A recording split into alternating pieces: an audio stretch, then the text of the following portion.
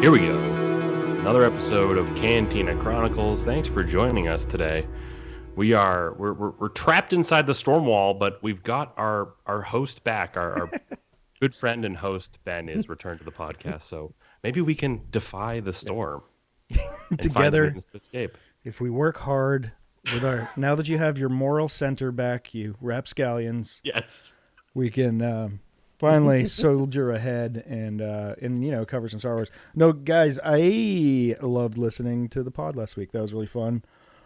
Pretty much no notes. You guys just covered it. I mean, so much I missed out. R.I.P. the Havoc Marauder. 0 to 0. I know. I thought lots of notes. Aren't you proud though? I only made one comic book reference and we didn't talk about it. I can't believe you covered all that in an hour. You guys were shooting through it. I'm usually the one that's like at an hour and 45 minutes. I'm like digging my heels in, trying to pull us out.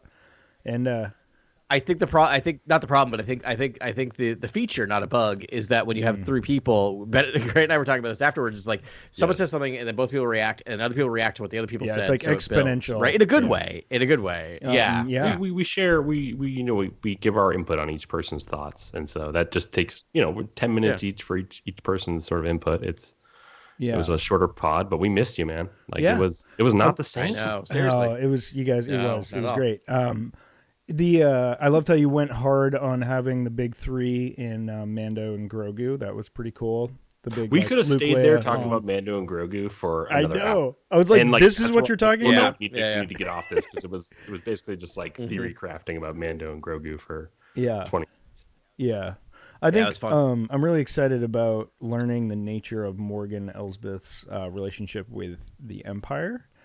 Like, where does she come from? Details of the Empire, that trailer, and what we got there. Like, did she used to serve the Empire? Is she an enemy of our enemy? Like, what's going on? I think she's one of those really complex characters where it seems like the droid army destroyed her city and people, and basically she hates the Separatists, and then she basically fought for the proto-empire, essentially, just like maybe a lot of these like Tarkin figures sort of like, coming to these fronts and controlling things, but they're basically all then transfer into the Imperial, Navy. Right, but maybe because she doesn't look ignorant to me. Like, I feel like she would know that there might be some dark energy running the Empire. And I just wonder, maybe she's like, well, she meets Thrawn, who's so cunning and not like the other, officers. Essentially, he's different, right? So maybe he grooms her, into a different point of view. I wonder if this is going to make her into a bit of a tragic character, which is just like, we know so little about her that you could really do this with her, where, like you said, like the Separatists destroyed her village. It's like, it seems what's going on. She has a confrontation with Grievous, which again, it's all just the Empire, right? Like, that's what I find is so devious about this. So she's living this life of just like, buys in with the Empire because the Empire killed her, the Empire through the Separatists killed her family. Then she's groomed by Thrawn. Like, it's just one of those things where she's just, and you almost see if that's her story, her ending is very tragic in Ahsoka, right? Just like, okay, bye, you stay here and take care of everyone. You hold down the fort. Wait, though, no, this was not the idea at all. Yeah. I don't think we've heard the last of Morgan Elsbeth. And hell hath no fury than a doth merry witch reborn. I hope not, because it's a compelling character for a character that's only been in like 7 episodes of a Star Wars thing, right? I wonder. I mean, she was granted apotheosis by the sisters, so I think she can come back, and I hope she comes back more interesting, dynamic. And yeah, maybe we'll get a hint to that in Tales of the Empire. So like I have to put stuff like straight in my noggin because so much has happened in the last couple weeks with Star Wars. They've like gone so hard. Right. So I put together a little timeline of releases here. All right, so like just to walk us through it. So right now we know May 1st is going to be the Bad Batch finale. So we got 3 single jobs the next 3 weeks. I thought we might get a double at the end or something, but not so. I think that might be a double length of an episode, though. Do not be because the season is 1 episode shorter than the last 2 episodes. So I'm guessing that's going to be like a 45-minute. Makes sense. I don't know why they ever do that. Like, why don't they just have 45-minute episodes every once in a while? Like. But why do they have like a 3-hour episode every time? Yeah, I mean, right. Taste. Yeah, I don't know. Whatever. More is more. Remember when we were theorizing about the episode Juggernaut? We're like, who is the Juggernaut? Is this the scientific experiment? That was the one thing I was screaming into the thing. I'm like, you guys know what a Juggernaut tank is. I know you know what a Juggernaut tank is. Yeah, and then I was like, oh yeah, you're like, isn't it a ship? What's called a Juggernaut? And I was like, no. Honestly, I didn't know that until right. You didn't know that's a Juggernaut super tank? Yeah, it's a Juggernaut. Oh, no. Yeah. No. I forgot totally until I was like, of course. You gotta get, like, of course the Rogue One visual dictionary for that cut or something. I know. They were I'm in so the bad Clone Wars with the too. names of the You know, they think they first they showed up on Kashyyyk. Totally. And you look at them and you're like, whoa, what is that thing? My brain is a sieve when it comes to the names of weapons. Like the fact that like you can like get all those things down is like because I care. I'm like I hear them. I'm like. Well, I didn't know, but so like droids up down. I was completely, I totally had forgotten that that's the name. We're gonna have to figure out the scheduling for that week BTWs because that Friday is the start marathon, of the right. So that's marathon. the next thing. May 3rd is our Skywalker marathon. So 8 p.m. on the 3rd to 8 p.m. on the 4th, we'll be busy in a theater with a lot of popcorn and a big tummy ache and like really kind of bloodshot eyes. But should be amazing. I don't know how we're going to do it, but I'm just going to throw myself into it and, watch Star Wars. Naps, lots of naps. Dream come true. Right. All the films. That's going to be rad. Yeah. So excited. Right. Terrified. Awesome. Then May the 4th is Tales of the Empire, right? And I heard you say, Adam, you're like, do I stay up after, like, I don't know. Maybe I'll be so cracked out that I'll just be like, I just need 1 more hours of Star Wars. Thank you. Right? It's not that hard. Yeah. Also, during that during the marathon, they're doing a sneak peek into the Acolyte. Cool. So we're gonna have that. I think they're doing right after the first one. I think I'll bring a little recorder in that I don't think they'll be able to find, and we can just pass it around and maybe make some notes, and maybe we'll cobble a pod together out of that. I don't think. Yeah, we can do a pod after that. We can do that. We can do vid bits too. We can do whatever we want. But yeah, I think I like the idea. It's similar to what we did with episode 9. We can also. Yeah, they're not going to. Episode 9 knee-jerk reaction was some of the greatest potting we've ever done. That was so much fun. That was my favorite. One of my favorite things. Like if you thought you were early to, a reaction to a film, or especially that film, I feel like opening night. What do we see it like? We saw it very close to the release, and then we immediately shared. No, we saw it. We saw it the night. So just as a reminder, here's what we did. It was amazing because because Ben bought his recording material. We went first. We recorded our pre-thoughts. Then we saw it once, and then we ran out to the car, recorded an immediate reaction pod to it. Which I still remember Ben's reaction as we were walking back. Did you guys really not like it? And then we watched the second time with our significant others who came for the second one, and then we went back to Ben's place to record a third. Yeah. So that thing's like an epic 2-hour thing. I think it was episode 100 of our old format. I think. Oh right, yeah. It was pretty. If you want to go back and listen. That's right for Core World News. Which is still I think in this list of episodes. Maybe I don't know. Anywho's, that was a blast, man. I can't believe. I mean, we potted forever. It was like a 3-hour pod, but that was everything we wanted. We had a lot to talk about, and watching it twice, I think, really let us get all the information to sink in. So it was great. Yeah, right. Especially that movie. Yeah, it starts so fast. It's just, I cannot believe that. Yeah. I'm doing it again. The next feature, Grogu, Mando, and Grogu. I was gonna say, get ready for May 2026. We're doing or 2026. We're doing it again. Yeah. I just can't wait to see Phantom Menace again. Like I am thrilled to see the prequels again. Episode 2, baby. I am the most excited. I don't know why. We're gonna be fired up for the prequels because that's where we're gonna have all our energy. And then it's just going to be like, and like I think like Empire Strikes Back is going to be at like 4 in the morning. Is that part of the intent? I know I mean, obviously I'm an original trilogy kid because of my age, but oh boy, those things are like warm blankets to me. There's a good chance I sleep through at least 1.5 of those movies accidentally. Like I wake up and suddenly it's Jar Jar screaming at me. Like I think, or not Jar Jar. I mean, it's going to be like, I guess that wouldn't work that way. Sequels have a similar issue where it's like the final movie feels super truncated and disconnected and sort of its own thing, and also extremely truncated. And it's like it covers so much ground dramatically for like the characters that it's just like this is too much in one. It's like these films. Maybe the trilogy wasn't the answer. Maybe it should have been 4 films. Yeah, right. Yeah, like both the prequels and the sequels. Yeah, like, I think the Anakin turn needs like, gosh, I think it needs just a lot more work. A little more, you know, all that stuff. Yeah, man. By the way, I was gonna say Travis just shared his episode 9 experience, which he saw it. He saw it at 9 p.m. till midnight, and then had to work at 5 a.m. the next morning. So, bit of a rough morning. Yeah, the next morning. Yeah. Oh yeah, that's tough. Wild. Right. That's. So we've gotten to May 4th. No. So May 4th, Tales of the Empire. That's going to be dope. Acolyte premiere is June 4th. So it's like next month. June 4th. So all 1 month. Is that going to have a theatrical release, the premiere episode?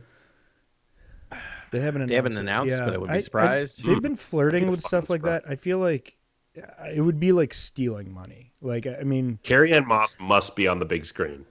I mean, Iger's all about getting things to the big screen. That's what happened with the Grogu. If they're going to give us an hour and a half of content, hour and 20 minutes, put it on the big screen, man. Like, I will pay $20 to go see that. It might be like the single greatest idea in the last decade. I was like, oh, okay. Like that. Yes. Sorry, what was the single greatest idea? I missed it. Let's go. What was the idea, Grant? What's up? Sorry, you said what was the single greatest idea? I missed it. Carrie-Anne Moss as a testing 1, 2, 3. Yeah. Knight Master, I guess. Dude. Yeah, totally. Just it's one of those things of just when I saw her, I'm like, oh, that's right. She hasn't been in Star Wars yet. Like how have we gone this long? Right. Yeah. It's like, why isn't Tilda Swinton a Jedi? Right. Like, there's certain people who just like should be Jedi at this point. Oh, that was a weird Mandela effect because I'm like, she was right. Oh no, she was the ancient one. But yeah, she totally should be. Yeah, you've got me thinking. I'm like, who would be a good male Jedi, like classic male Jedi? But I do want this like Morgan Freeman Jedi too, like a Gary Oldman who's kind of like, you know, through it. Yeah, through it. That's what I'm saying. Downey through it. Like I want those jaded Jedi too, like the ones that are like the Rael Averos kind of types. Where are they at? Right. James Brolin, he'd be actually a pretty fun Jedi. Any hoozle, so we have that, and then August 30th. This is what we learned this week. It's the Outlaws release. Star Wars Outlaws, Ubisoft's AAA Star Wars game, and I think they're going to do a series of these, and they're all going to focus on a different character. This is on the main character Kay Vess, and her little friend Nyx. And it introduced a new crime syndicate called the Zarak-Besh, and is it Zareg-Besh? Did you have the subtitles on? I did not. No, I'm paraphrasing what I heard. Zarak-Besh. Zarak-Besh is a very cool name. Yeah, I wonder. Yeah, I'm looking it up. And I think is that the name of the person or the name of the syndicate? I think the syndicate is Zarak-Besh, and then I think the person is Slino, which is very close to Slimo, which I'm like, this is a little on the nose. Yeah, very close to Slimo. I bet he really got teased in grade school about that. Oh, right. And then became a mob boss. I hate to backtrack us a little bit, but okay, this is gonna be really focused. There's a metal band in Providence called Slimo. Yeah. Who sings only in Huttese. You're right, Ben. Zarak-Besh. And there you go. And dress in Star Wars stuff. They're follow them at least for their Instagram, because they're like, we keep trying to post things about our band, but we keep just posting pictures of our bassist who just looks like a Star Wars character. They're really funny. I have not had a chance to see them yet. They're playing out a lot, quite a bit, and like always when you go, there's tons of people in cosplay. But they're playing on May the 4th in Providence, and they're set. They're probably going at 9:00. So if I was really hardcore, I could do a 24-hour Star Wars marathon and then go to a Slimo show. You got to change the I to we. You guys want to come down to Providence? I do have a wait in May. Yeah, I'd like to say I've done dumber things, but I haven't. But I'm willing to try. Sorry, that popped in my head. Just going to be overwhelmed by Star Wars. Will we like Star Wars after May the 5th? Will we? I mean, or you that far down the rabbit hole. Dude, I miss it. I'm kind of sad that we like get these little Star Wars morsels. Like I like to just like bathe in 3 hours of Star Wars. Like just go on a nice long journey in the galaxy far, far away. I think that's why I love reading the books. You just like to watch Attack of the Clones in the shower. It's not a big deal. Right. Kamino just screams, take a shower. I was about to say, I just want a Kamino themed bathroom. Can you imagine the luxury? This is not like a corner in the place. It's just smooth white. That sounds great. Just imagine myself flopping around, can't get standing up because it's all just. Any little games coming out. That's going to be super fun. Outlaws. Really excited about it. It looks very much like Uncharted. I don't know if any of you played the Uncharted series, but it's got that feel in the game. So how open is this? Because this was a story trailer, and I'm just like, I almost just want the GTA trailer of like just zoom around the open world and show me NPCs just doing their own thing. Give me the gameplay. That's what I'm hoping for. I'm hoping like lots of groups of citizens, people walking around. I thought Jedi Fallen Order and Jedi Survivor would be like you have to cover your face and hide your identity and sort of like sneak around cities, and there would be like lots of NPCs. Survivor had quite a bit of that in terms of like a few of the planets, but I'm hoping this one's incredibly open, and I really hope that there's a sort of open world, trailer for them to sort of show off all that, I imagine, intensive scripting for like, people walking around, patrols, vehicles, possibly things like that that are moving around an open world, like that's the trailer I'm hoping for. But this was cool. This was very cool to get introduced to the story. I did think the protag's eyeballs were doing crazy things throughout the trailer, but other than that, I thought it was cool.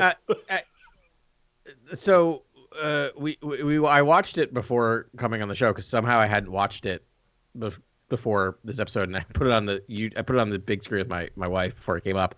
She's like, that was cool. She's like, the voice acting was rough and that looked wonky. And I'm like, yeah, they'll probably clean that up a little bit. But then I'm like, it's Ubisoft. They may not clean that up a little bit. It was almost unpolished. Like I was like, the eyeballs are but in shot. Like I just have to remind ourselves this is what we talked about, right? Of just like more is better with Star Wars games. They all don't have to be polished to a level of that, but boy, did it look interesting on a giant, 75-inch 4K screen where I'm like, maybe I'll play my office in a smaller screen, lower def.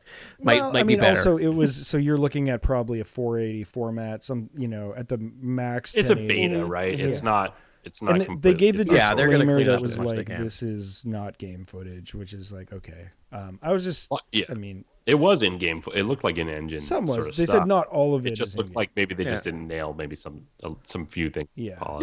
Some things look like cutscenes. And I will say, they brought up some interesting things here, so that have been kind of a little more confirmed about the play. So it says that Kay's actions will dictate how individuals / factions react to her. So similar to like Assassin's Creed, it seems like you can get like favor with certain syndicates versus others, cool. But there's not a branching narrative thread, which is fine. Which is same as like Assassin's Creed. There's always a single narrative, but there can other things. Travel around the galaxy and gain favor with different syndicates. Yeah. It seems like the Empire. This game has potential to be game of the year if they nail the mechanics of sort of gaining points with each syndicate, that earning you different unlocks, different mission types, things like that. Like that is cool. Like that's neat. So let me give you another 2 sentences, which makes me pretty interesting. The game can broadly be divided into 3 types of settings: cities, large open world areas, and space. So you already had me at space. Yeah. Add space to it. There is space. Good. There's gameplay in space. There's space. Yeah. Gameplay in space. Oh my goodness, guys! This could be. Yep. You know what? I forgive all the sort of unpolished bits in the trailer. Right. That's where I'm at. It's like I just give me the gameplay. Yeah. All I ask for, really. Like, it's all, as a fan, I'm just like, I really hope one day we can play an open world Star Wars game that really lets you feel like you're exploring a vast galaxy, which is so difficult to do in gaming. Yeah. I understand that, having played all the. Let me give you the second part of this. So Vess can travel the galaxy at will and take part in various side quests. So I like the at will because, like, you can technically travel in Survivor at will, but boy, does that still feel like it's on rails in terms of you're supposed to do this planet, then this planet, then this planet, then this planet, and go back here. You can explore the most, and then everything else just feels like this condensed. Yeah, like, and you have to go to them in kind of a certain order. And they're kind of on rails, and then you're there. Yeah. Which, I mean, that game's amazing, but it's not open world at all. It has one open world. As much as they try to Kobo's. Yeah, but things close and open for different open-ish. parts. Yeah. Love that game. Yeah. I think the story was pretty good in Survivor. I think they kept up with the sort of narrative polish that I enjoy in those games. That game was amazing. You know, that I was like almost put it back on my PS5 today because I was just like, I just want to get in a game. Like, I miss that game. But it's like, once you've played, it's so story driven. Once I've played the story twice. I'm sort of like, well, it's not like you don't want to fight Dagon Mara with his one arm again. Like you're just like, I'm good. Like that fight was so hard, right? And unlocking the stuff, it's not like, okay, I've got all the skills now. Beat it in one. Yeah, like NG Plus was like, okay, I just kind of fire through, and but you can't experience the like bounty hunter missions for the first time again, which are awesome. You could restart the game, just start a new game, but.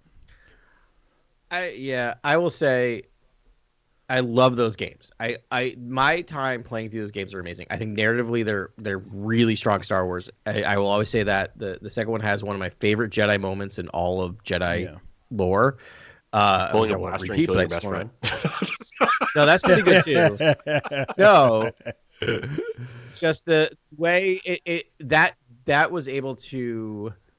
That game was able to make me understand how a Jedi can kill and still be a Jedi. We could talk about that for. We're gonna get into Defy the Storm later. Yeah. Oof. We'll get there. Yeah. But I do not think I'll ever replay those games. I don't think. Because I play them both to 100%. I did everything I need to do in them again. I'll rewatch the cutscenes if I need to. Like it's just so much time in your life. Yeah, it's a beautiful game though. So, anyways, this one, thank you, Adam, for going through the gameplay again, or for the first time for us. Was there anything else about the gameplay? Because that's it for the gameplay, and then the other big thing is the setting of it or the time period, which is between 5 and 6, right? Like we get Do we see Han in Carbonite in this trailer? Oh, we did. We see Han. We also see Kira.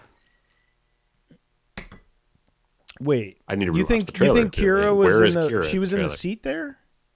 Oh wait, this is during Kira. That's Kira in the Crimson Dawn seat. Right? Yeah, confirmed. Run. We just read like they must have been talking to each other because obviously Lucasfilm synergy. But I'm just saying, like in silos, interconnecting networks. I'm just saying, like they must take some of that information. So you can put Boba Fett, Bosk, Val. You can put a lot of characters. Outlaws, can you imagine if we saw Valance in this game? Oh God, damn it! Outlaws, and I wouldn't be surprised if there's a Bosk fight, and it's really hard. Yeah, totally. It should be the hardest. Hard. Yeah. And Dengar should be the easiest. You should interact with him, and then he actually trips over his own gun and shoots himself. That's just uncalled for. Well, you can like blow off his arm, and he can be like, "All right, I give up. I'm gonna go regrow my limb, and we're done here." Right? Yeah, with Bosk. I mean, this is great for comic book fans. Hopefully, there'll be tons of Easter eggs there because this is what the all the comic book runs are right in this. Sana period. Staros, like Afra, like there's lots of characters running around. Afra cameo. Afra is interesting. Afra's interesting because please expose everyone to this character in every media, all media that takes place around the time period in which she's active, because We need an Afro TV show.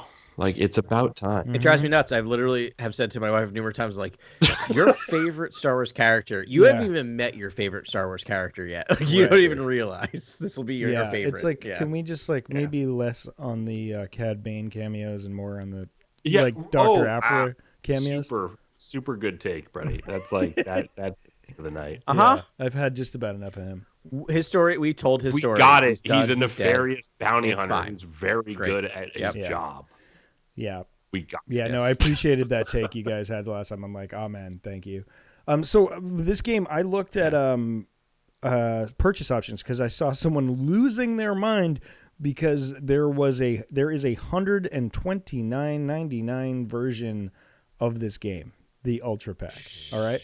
Do you get a statue? Do you get what comes with the Ultra Pack? So you want to know? Do you get a rebel medallion? Sell me on the Ultra Pack. Explain to me why when I spend this, I'm not going to be upset. So there's like a $60 version, and there's actually a lot of stuff in there that was like, oh, okay.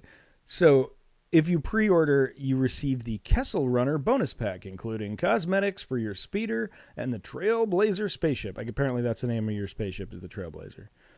It looks pretty sweet too. Yeah. It looks pretty I don't know. Looks pretty basic. It doesn't have any looks like a muscle car wings speeder like that. It's very cool. Yeah, I like it. I was making a face about the name. It looks like an Imperial little first draft. Rebel Trailblazer's a little first draft for you. Yeah. It's no Havoc Marauder, is what you're saying. Yeah, it's no vengeful goddess. Yes, exactly. Right. Here we go. Yeah. Dude, the ship names in High Republic are some of the best names in Star Wars. So those are pretty much it's skins. You get skins for the thing. That's the bonus pack for your speeder and the spaceship. But no, that's just for pre-order. Okay, so if you buy it now, even if you buy the $60 version, gotcha. All right, fair. But good. obviously, they don't mention, but you get that in the Ultimate Edition, of course, if you pre-order the Ultimate Edition. Right. They did have a note that there is in-game purchases that are optional. I think is what they said, and I'm hoping they're just they'll be cosmetic because that's the way we've gone now. Is that that's the only thing that gamers will accept? Which, fine, whatever. It's annoying, but it's not going to make your game easier. Just make you look cooler, whatever. Annoying. Yeah, it's not going to be pay to win sort of structure. No. It better not. You get the best gun or best blaster by simply just paying for it. Yeah, I don't think. I like to think Star Wars gamers won that battle against Battlefront 2 when they started to have pay to win system and they had to completely relaunch their game. Because there was such a revolt there. So, anywho, this is for $129.99. You get the base game. You get the season pass, including 2 narrative expansions, an exclusive mission at launch that will make sense in a minute, and a character cosmetic pack. So it's a season pass. Yeah, but for twice the cost of the game, and we know that there's going to be at least 2 narrative expansions. Okay, which sounds like I'm gonna have to dig out $130. Here's the thing: it's one of those things where I'm like, that sounds ridiculous. I still will pay it. I'm just annoyed now. I'm like, fine. I have something, Adam. The next item I think will make you feel better about your purchase. Okay, you get the Sabak Shark Bundle. Okay, yeah. All right, take $200. Can I get $200 for this, please? Wait, I need to hear about the Sabak shark. Yeah. Well, I mean, I'm not a scientist. That's not what I went to school for. But if I'm a Sabak shark, that means I'm good at Sabak. Exactly. And if this is the Sabak Shark Bundle, this means I get some aces up my sleeve for when I play in-game Sabak. You know what I mean? Is that what it says? No, it just says Sabak Shark Bundle. But if I'm, using my best guesstimation, that's what I'm saying. Yeah. Wait, so Sabak the Sabak mini game in Outlaws could take up a lot of time. Do you remember in Star Wars The Old Republic, the original game, literally in the first thing, you walk and there's a card game that you can play, it's in the first scene of the thing. Yeah. I still remember to say I played that game. I walked to that card game and I played 32 No, I played in the first Old Republic game, like the first RPG Old Republic game. You wake up on the ship, you walk over, there's someone you can talk to. He has a card game. It's not Sabak. That's called Pazak. Pazak.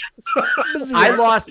I lost an afternoon. It was awesome. I lost an afternoon to Pazak. Like I didn't even play the game. I like literally was like, I should probably start playing the narrative. No, I'm gonna play in a couple hands of Pazak. So like, probably what happens is I'm gonna buy this bundle, which better come with some Lando type skin. Where I better have like a real good. Ooh, you might get a skin like, of that too. Like a good skin, and then you're gonna be like, "Did you do this? Did you?" I'm like, "Nope, still playing Sabak. I will get to you in a few days." Yeah, totally. Yeah. I mean, if it comes with the skin and the Sabak shark skin, like that would be dope. I mean, it's a bundle, so could be a lot of goodies in there. Oh, you're definitely getting a unique skin. You're definitely getting a unique. Maybe outfit, a nice cape, and maybe it would be cool if the outfit has if there's like basically abilities or stats on the outfit that are essentially like.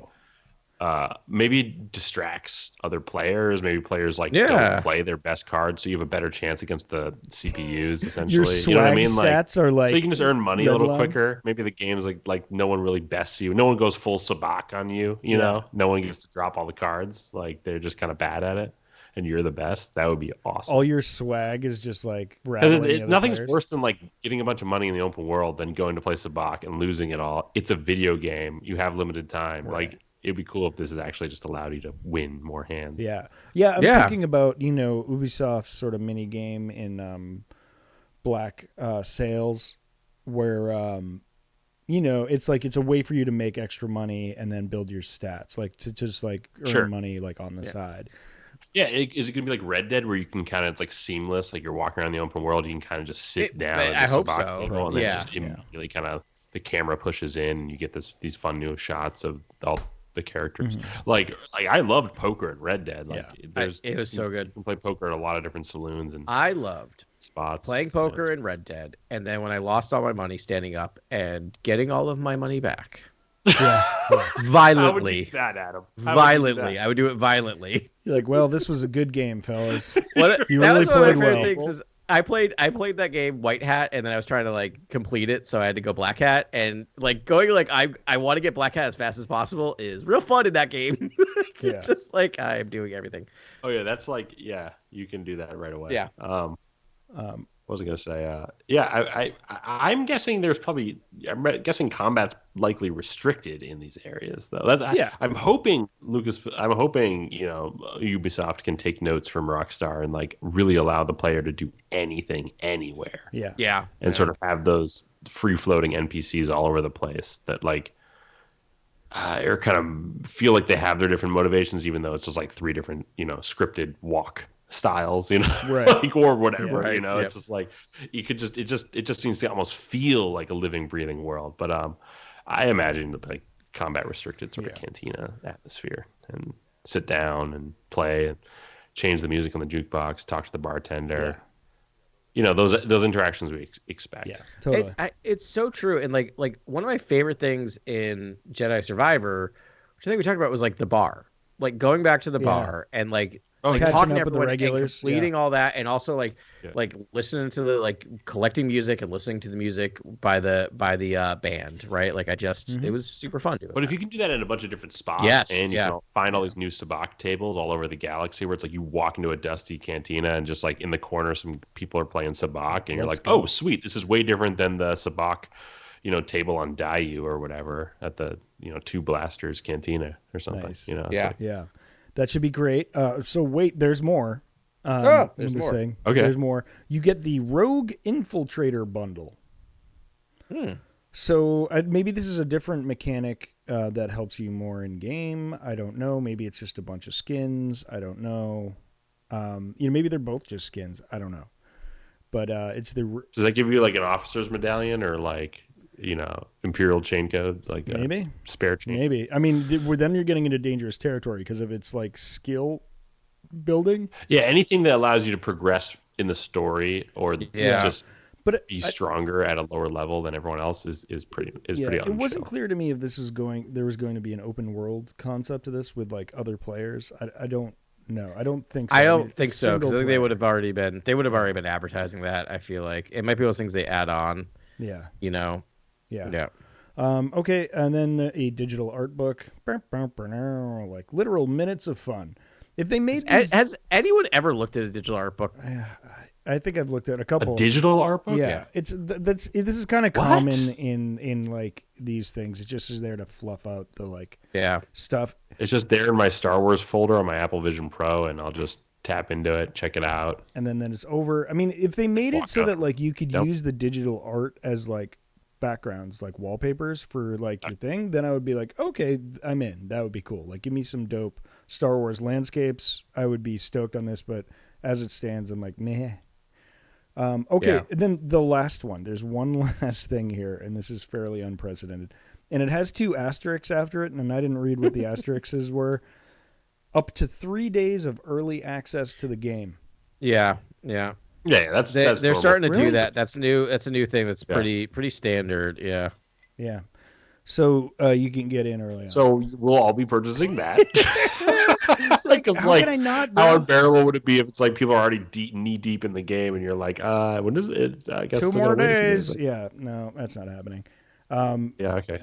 I'll probably get the Rogue Infiltrator one. I'll probably try to be as sort of a rebel adjacent as possible for AVS, because there's hope the white hat, sort of run essentially. Yeah. I mean, technically in that trailer, the only rebel they showed was Han Solo in Carbonite. Yeah, that's true. I'm wondering if you do get to meet up. I mean, if you're major character essentially, right? So I wonder if you meet anyone else. Rain and the bounty hunters, like.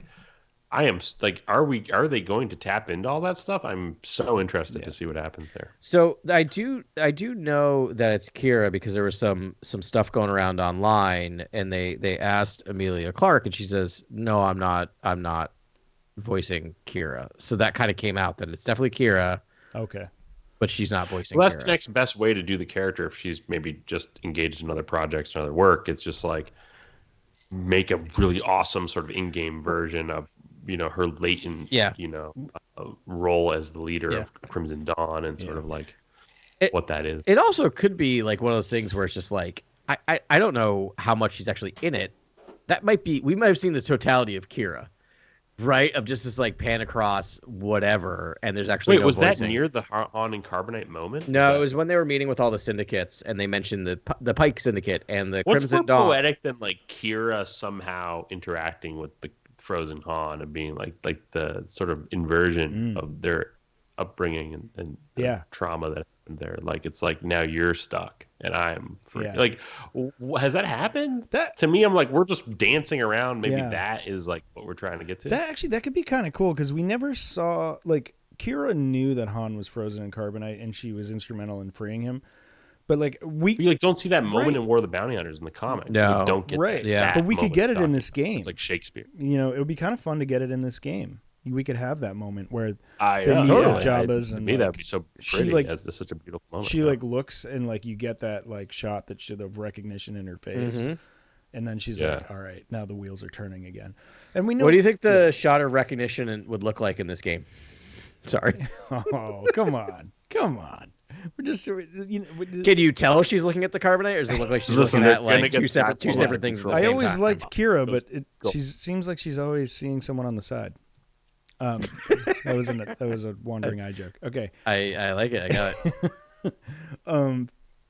it. It'd be cool if Kira gave Lando the deets on like Jabba's palace, like, you know what I mean, There'd be something so poetic about her being like, "I know you're frozen for now, but I'm going to get you out, just like you've been trying to get me." Like this, there's some star-crossed romance there that can be capitalized on. Oh wait, no, you know what? So she knew he was captured before he got to Jabba's palace, and she was trying to free him before, but then he did end up ultimately going to Jabba. So she knows he's there.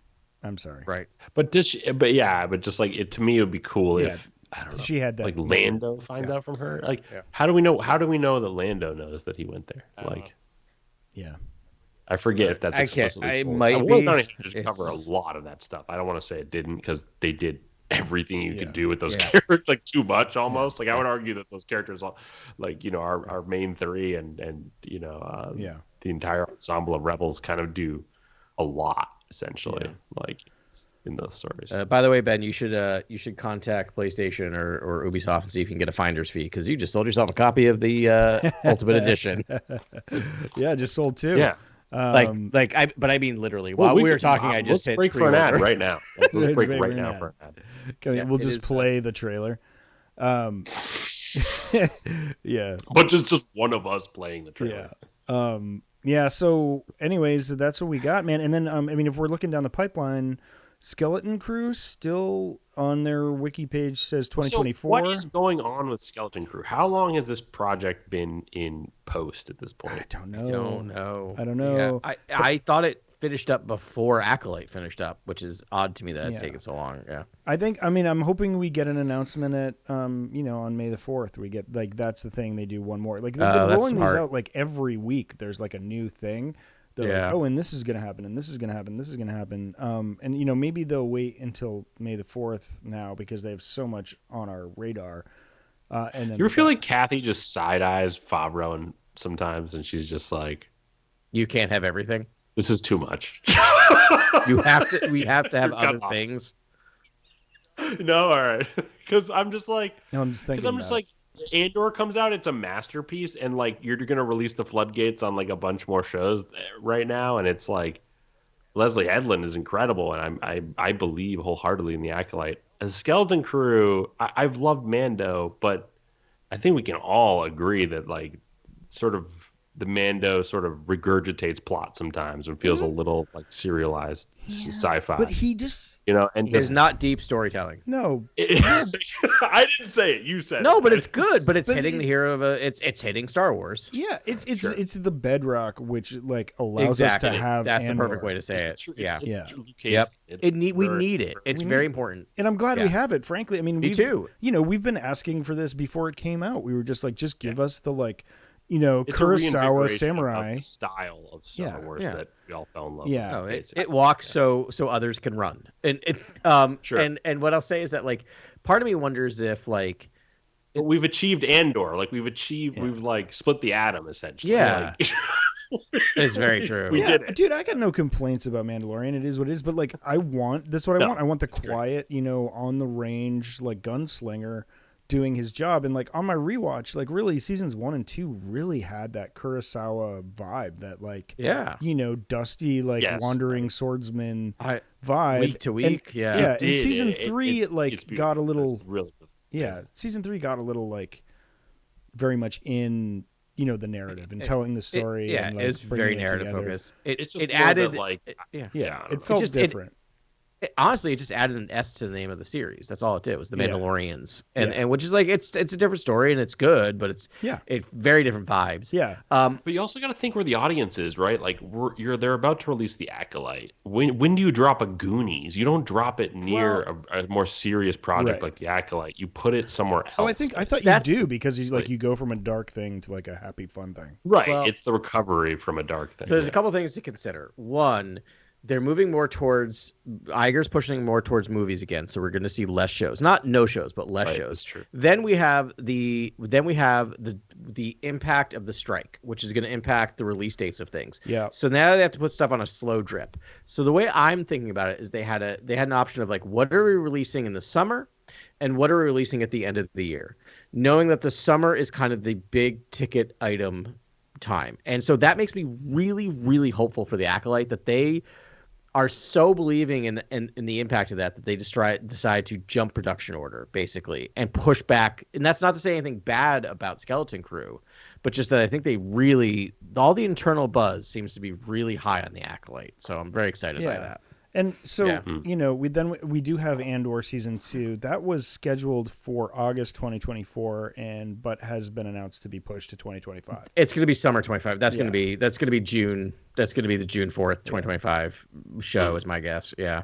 That's going to be a big deal when it happens. And Ahsoka's season 2 is going to be December going to be Christmas time of 25, and then Skeleton Crew is going to. I think we're going down to 2 live actions a year for a while, would be my guess. I'd be happy with that. As long as you keep giving us the animated and other stuff in between. Yeah. I mean, I saw someone do a meme of like, it was like an infographic of all the headlines of all the different tales of, And it's like Tales of Maz Castle, Tales of, and like they went through like the Skywalker lineage and just did, there was 30 on there. I probably should have sent it to you guys, but like obviously Tales of the Sith, and like you could do the Tales of for like a million things. Absolutely. If that's how they want to keep it going. I mean, I'd like to see them break into the Sith rule, or like the hyperspace wars, or it's like go into a different time era and like let them play. Well, I also enjoy the restraint too, right? It's like this is the meat and potatoes of Star Wars, essentially. Like, this is your main source for villainy in all of narrative in Star Wars. Like, take some time to figure that out, and I enjoy that they haven't just gone throttled up on the Sith. And they're really trying to find the right approach for that. And I hope the Acolyte is this first foray, these first steps into a larger world of sort of exploration of the dark past in the galaxy. And there's stuff in this book, the Defy the Storm, that I can't wait to talk to you guys about. That alludes to all of this stuff. So very cool. All right, well, let's carry on then. Why don't we? Do you mind if we do Defy the Storm last? Is that okay? And we'll cover, like, because Bad Batch should be quick, I think. I don't have a lot to say for Bad Batch. Bad Batch will be very quick. Yeah. So I'm very. This is Bad Batch episode 12, Juggernaut. Named after the vehicle Juggernaut. Will not do my Juggernaut impression like last episode. I know. Is this a Juggernaut? Is this Juggernaut? We took it off the rails. I know, we did. Here's my impression of this episode.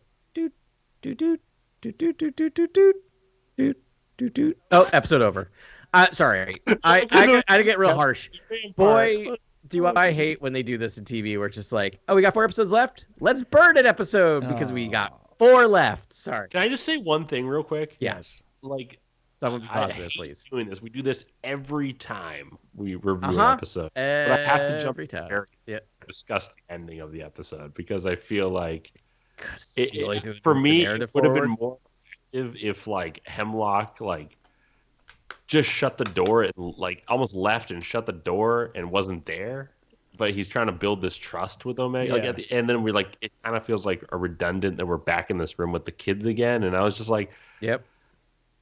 I don't know. The episode was like, we just did this. We know this is here. You almost just need to see her past the laser field, and then you can kind of end the episode, or like maybe show some character moment with him where he's like, and I'm cold. I'm a cold-hearted person, and shuts the door. You know what I mean? Like, it's something that was just a little bit less. Like, I agree. We spent so much time establishing the horrors of the kids to then like build it out. Be like, yeah, we know. Like it was a weird moment of like, what am I supposed to be feeling emotionally other than the same thing I felt last time? You expect them to go to a different room and show her something different. I really did. You've been watching the season this far. You're like, oh, take us to the room with the weird pod and the Shadow Trooper and show us its tech. You know what I mean? Do something that's just like, and this is your friend. Boom, like Empire us or something. Like, I don't know. Do something that's just different from what we saw. And then, so then when it ends like that, I was just like, this was a tough ending for me. It was entertaining. It was an entertaining episode. Oh, it was fine, but it just seems weird to be like 4 episodes out and to be like, oh, by the way,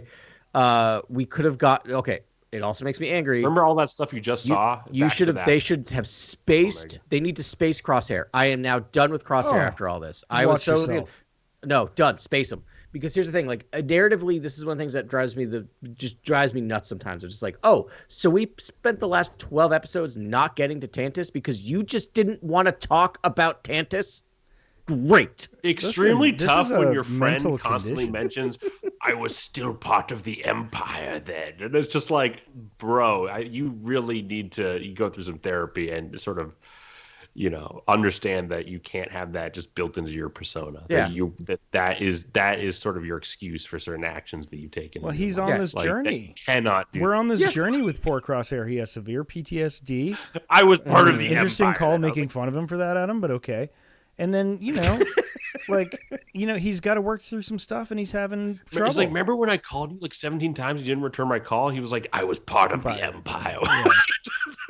Yeah. like, dude, Remember when you were trying to do all this time to build up trust with us and like become part of the gang and like be one of us again? You know what would help? Not lying to us and telling us exactly what we've been asking for 14 episodes. Yeah, listen, it's a last resort. It's a last resort. He doesn't want to deal with that guy. He did it for Omega. Yeah, and he did it, which is important. That's the real thing. Listen, it's great. It's Crosshair's wonderful. the victim here. Crosshair is the greatest like few minutes of podcasting ever. It's like Crosshair's the victim here, man. he's like a killer. I'm not going to kick the straight man up when he's killer. down. Heart of gold when he sits with Omega and they have their peace times. I will say I think Crosshair's shot is getting better. I know you said he missed in the last podcast for episode 11, but really it was like he was waylaid by getting attacked when he was trying to take the shot, and so it's like I don't think it was him. gone before. Yeah, it was circumstances. But his shot was pretty sharp when he was taking out those stormtroopers. And then he was dead on with his shot for the tracker, but it flew away before it could hit. So yeah, there's nothing he could have done in that case. Absolutely. You know what would be genius if this show? So I'm saying he's getting better. Subverts who has the Force in the group, and it's not Omega, it's like Crosshairs. Like, you know what I mean? Like that would really show that the Force is just like it's elusive. You really don't understand it. It's very mysterious. You know what I mean? The way, to me, that would be so interesting. So I'm glad you brought that up, Grant. And actually, I'm going to just take a little second here. So last week, I missed the podcast, well, in part because I went to a Primus Perfect Circle Pucifer show. Okay. Forgot about Pucifer. So you had to. So I thought I was going to get like a set from each, but what it was Maynard James Keenan's 60th birthday party. Oh, jeez. So Maynard James Keenan is the lead singer of Tool, also the lead singer of Perfect Circle, and the lead singer of Pucifer. That's like his like local band in Arizona is Pucifer, and usually Herb Alexander would play drums, but actually they have a different drummer now, and he's amazing. Anyways, so what they did is they set up like a living room next to 3 drum sets, like on either side of 3 drum sets, and then like had a lower tier, and they just like Primus played 3 songs, Pucifer played 3 songs, Perfect Circle played 3 songs, Primus played 3 songs, Perfect Circle played 3 songs, and then like there was people out playing like ping pong and stuff. Anyways, I was overserved that night, and I came home that Wednesday, and I was like trying to like streak on past that. Yeah, and I was like, cool. I'm like, hey, let's watch. There's a double episode of Bad Batch waiting for me. I'm like, this is gonna be fun. And then it's like, bum, bum, bum, and it's just like killing parents in front of children, and like, and I was like, it is rough. Oh, so I had to rewatch the episodes because I like. What did the Shadow Trooper say at one point? It was just terrifying. He was like, "We haven't even done anything yet," and I was just like, "Oh my! This is decoded fascism that truly just terrifies the soul." Yeah, and there's some wild stuff in there, but I do kind of like. So back to the original point. Hunter, he's just walking around on Pabu, and the Shadow Trooper stealths into a cavern, and he's like, "I sense something." Like, isn't that the Force? Like, what is? Yeah. I wouldn't be surprised if someone in this group is secretly like maybe the Force sensitive of the story, because or are they all, and that also makes them like Bad Batches. That's what they were actually trying to do with these. Or no one's Force sensitive. Jason. Yeah. Today about it, and he was like, he's telling me he's convinced Omega's not Force sensitive. Yeah, he's squarely on that. He's convinced. Yeah, and I just don't know. He says it with such conviction that I'm just like, okay. I mean, I feel like everything is being boiled down. She's not showing her have a Sabine-esque moment. We're pushing Ezra into the ship. Like, so they of late, like we have seen really latent sort of Force powers develop in a character. I don't think it's gonna happen, and this is why. So on that rewatch that I did today or yesterday, they explicitly say Omega's blood is a binder. It's a binder so that like there's no degradation of. Why can't you yes and these things? Why is it just you hear information and that's the sole fact? Why can't you yes? That's fair point. What you're talking? It's a fair point. You totally can. And it could be. Yeah, I don't understand that in fandom. This happens all the time where it's just like, but they said this explicitly. And I'm like, did you see the episode of the Saj Ventress and like see the subtext in that ending and sort of like analyze it more ways than one? Because like in that moment, I was like, is Asajj Ventress totally knows she's force sensitive and just needs time to develop it with her? Like it seems like that's the the case. principle introduced in Ahsoka, and I mean it's like if you have a midichlorian count, technically it can be, if it's taught and worked on, you can use it. So by that logic, yes, like there are midichlorians within, I think, I don't know what her M count is, but the Force works in mysterious ways, though. Too, we can't just put it past that the Force is someone just uses the Force. It's not about that. It's about the time of need, your path, what you're sort of involved with, what you're who you're emotionally involved with, what's going on in the moment. That's sort of what the Force acts on. That's my definition of the Force. Based on what they're telling us, here's my interpretation of what's going on here, is that they basically can't replicate M counts, right? Meaning that if you clone someone, you can't get the same M count, midichlorian count from this thing. It's degradation. She's a binder. And I think what they're doing very, very straightforwardly with these things is they're testing all of these clones. They're taking a sample of their blood, a sample of high M count blood, and putting them together and see if the M counts don't degrade. And so Omega is the first one where you combine her blood with the blood of a Force user, and there's the same midichlorian. So here's some She-Hulk thought for you. What happens if Omega gets a blood transfer from a Force sensitive? She then has midichlorians in her system that are bound to her blood. So my point is, she's not Force sensitive yet. But she can be. You think she can be augmented? For me, I don't think you can. I don't think you can splice someone's genetic into a living person. Though you have to basically do it at the embryonic. You're not splicing. It's just that the midichlorians survive in Omega's blood instead of degradating, which is how you get to creating a Snoke or how you get to creating or cloning the because again, Snoke is someone who lifts Rey like off her feet, uses electricity. He has the Force, and he's a clone. Power, going through it. Yes, but it's because also the blood sample of the Emperor is being combined with Omega's blood to remain so that the midichlorians don't degrade. Is my theory based on what they're saying. So in essence, you're saying you could just give her midichlorians via blood transfusion, and then those things they'll live on in her blood. It's what they're doing, I think, in that, because they're combining two samples, and then they're getting a ping of green. That's dark science right there, Adam. It's a lot of this dark is science. Going to end like Jurassic Park in the Barbasol can. That's all I'm going to say. Yeah. This is how you might be right. Yeah. Yeah. And then like 3 sequels down the line, they find the Barbasol clan and make a Snoke. Yeah. I'm wondering about that. Pershing, make a Snoke. Yeah. Like what if they this sounds like they need a lot of her blood to be able to make all those Snokes and do all those things. Oh, thank you, Smash. Yeah, there's lots of Snokes. Yeah, they're gonna juice her. No, I'm just kidding. Rad. Yeah, I mean I want more. Wait, Omega's gonna escape them. Get out of there. Unless she's not. What if she never escapes and they're like, that's how they make all the clones and she grows old in captivity? I mean, I will say, remember, it's a kid. Remember, it's cartoon. Yeah, kids show. They wouldn't do that to us. Happy ending for Omega. Yeah, I hope so. Yeah. You got to see her, Hunter and her, like hug and be like, my dad's. Yeah. Also, we're supposed to feel something that Rampart's back. Does anyone care? Does anyone feel anything about Rampart's he's back? He's just a character. And I love Rampart's back. And bearded Rampart. Oh, good. I'm glad someone does. I was like, first of all, obviously horrible character, horrible person. No, that's always fun. But like, well done in terms of like the dramatic tension and just how conniving he is, and just he's so slimy. He's such a fun character.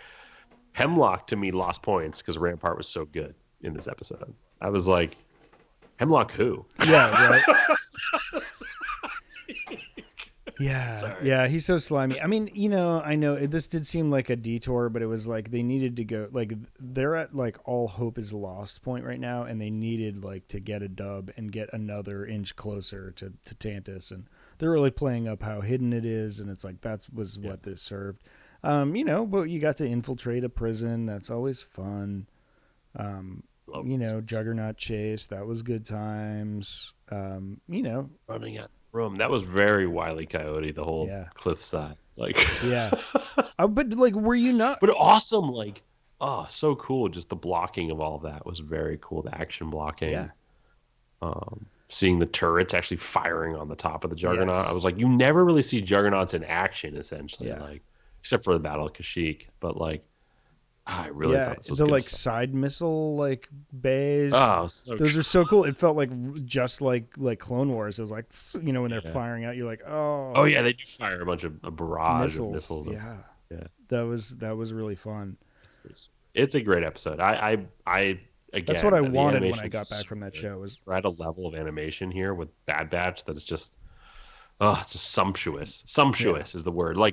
We all hail from being Clone Wars fans, and then Rebels fans, and then Resistance looked really flashy and cool. That animation was very neat, and then they've now returned to this 3D format, and it's gorgeous. It's just so beautiful. The lighting, the designs, it's everything. All the sound. If you wear your your AirPods or you wear nice headphones and you listen to this show, you're going to be blown away with just how powerful the soundtrack is, essentially. Yeah, I blasted the volume when I would rewatch these because I'm you kind of have to, and it's that's sort of where it is. It's just that the dialogue does sit above, but if you actually get the soundtrack up to where you can feel the soundtrack, the dialogue's not too loud. It's just very clear. I can tell you, I'm going to return to that Fennec Shand episode a few times each year. That episode was just fire. Yeah. Let's do it. Well, so should we defy the storm, guys? We got to get out of this. You got to get out of this occlusion zone. We got to figure out a way out. We need someone who understands fractal crystal science and crystal theory, hyperspace theory. Who better than that than young genius Avon Sunvale, as she's known to not her friends, but Avon Staros. To those that actually are know her mom, Gira Staros. Yeah. Let me break out my notes. I have too many notes on this book we'll talk about. I have a million notes on this book too. I really enjoyed it. I'm missing out. We haven't done the comics in a while, and I'm was just sort of looking at. I miss Adventures. I want to read Adventures. In the regular series, we haven't done the comics in a bit, and these are big things that happen in the comics, and I'm just feeling that's missing from my life, because that's half the story is what's happening in Adventures and the the Marvel series. So I'm losing my urge to be a completionist with High Republic stuff, but I do like reading those comics. So I can't wait to do that. Yeah, I mean that's the thing, and then so we're also gonna there's Escape from Valo. I think what we're gonna do is we're gonna have Adam tell us a bedtime story about that. That's kind of my hope, how it goes. I started reading it, but oh goodness. Full disclosure, to get through it, I was running low on time, so while driving through horrible traffic today on my way home, I listened to it 3 times speed, which is not good for your mental health. So I got 48% of it down. Part of the ad.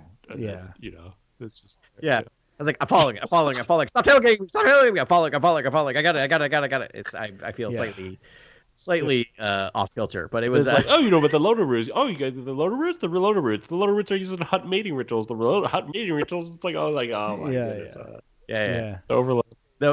No shade to Daniel Josiana or Alyssa Wong. It sounded like it was very well written, but I had to listen to it very quickly to get it done before tonight. But I do want to know what's up. Ram Jamaran is 3. A fun character. That's actually inhuman. Ram Jamaran. 3 times. It's 16 and a man in this thing.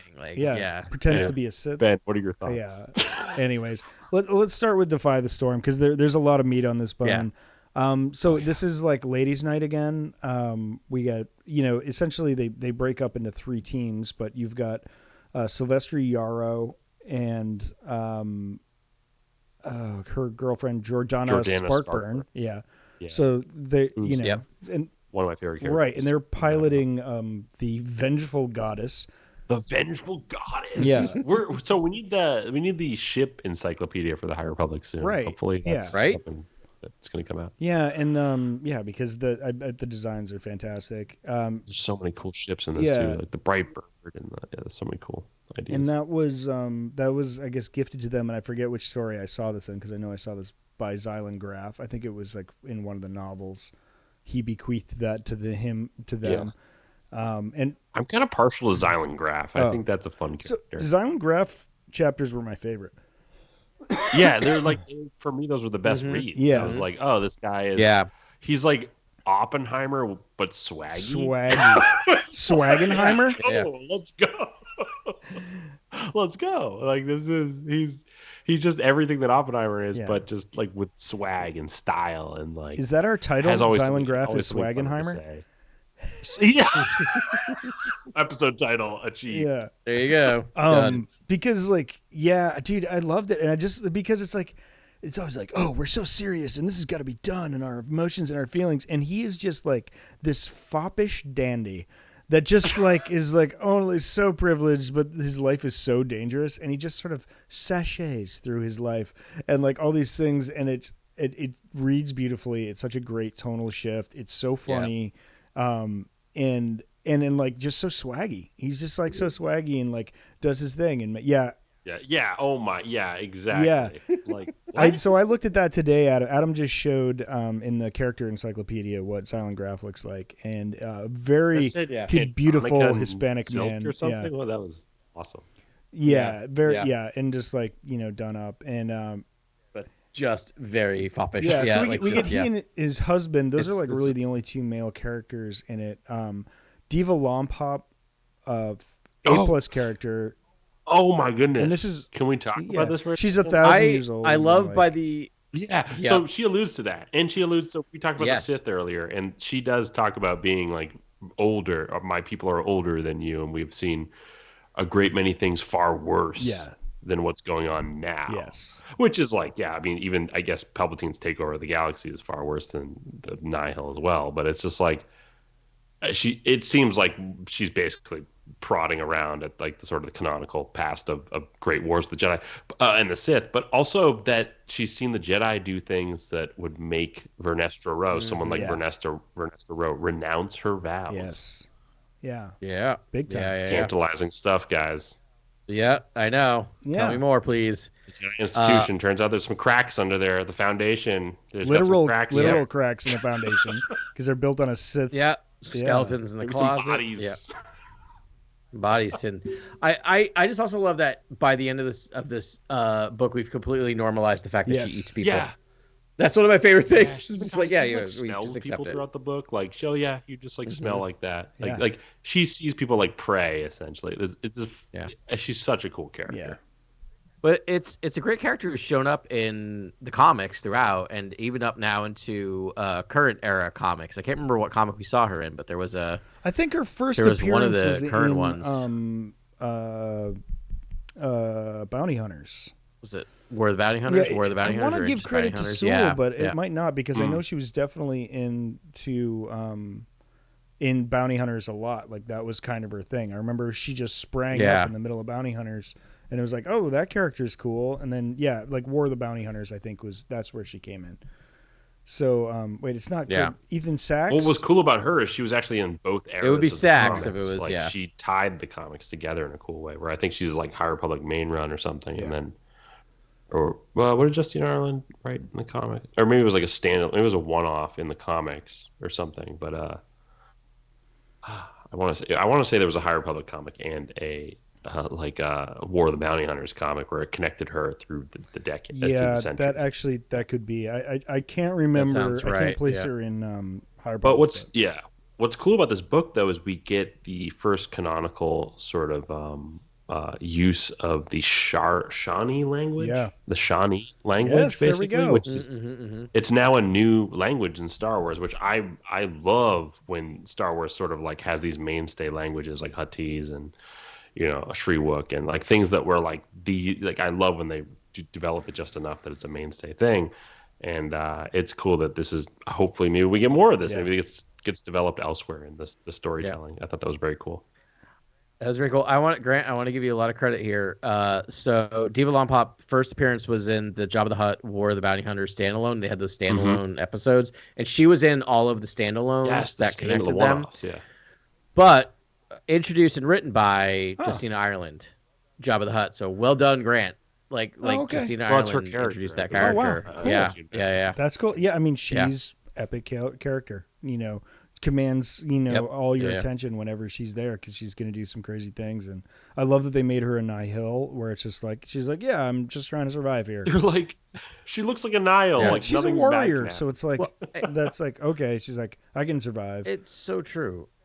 But it also makes sense for someone who's that long lived of just like I go with the flow. Like I like just like it's not like this. It's for someone who's that old. It's not a giant moralistic decision. She's like, this is a drop in the bucket. Right. The Nihil will have existed for 1/1000th of my entire life. This will be fun. This is where I am to survive It'll be an now. entertainment. Yeah, I will not even remember this at the end of my life. Like this is a minor bump. Yeah. And and we know by the time of the original trilogy, she's very, very, very rich. She doesn't appear that way now, but it's like, at some point she's going to be like, maybe I should just be wealthy and just be wealthy for a while. And like she takes contracts, but she does whatever, she does. But so she's fantastic. Then Vernestra Rowe, don't call her Vern unless you're her friend. But she'll always be Vern to me. Elzar Man, never call her Vern. Yeah. Oh, bro, that was such a good scene.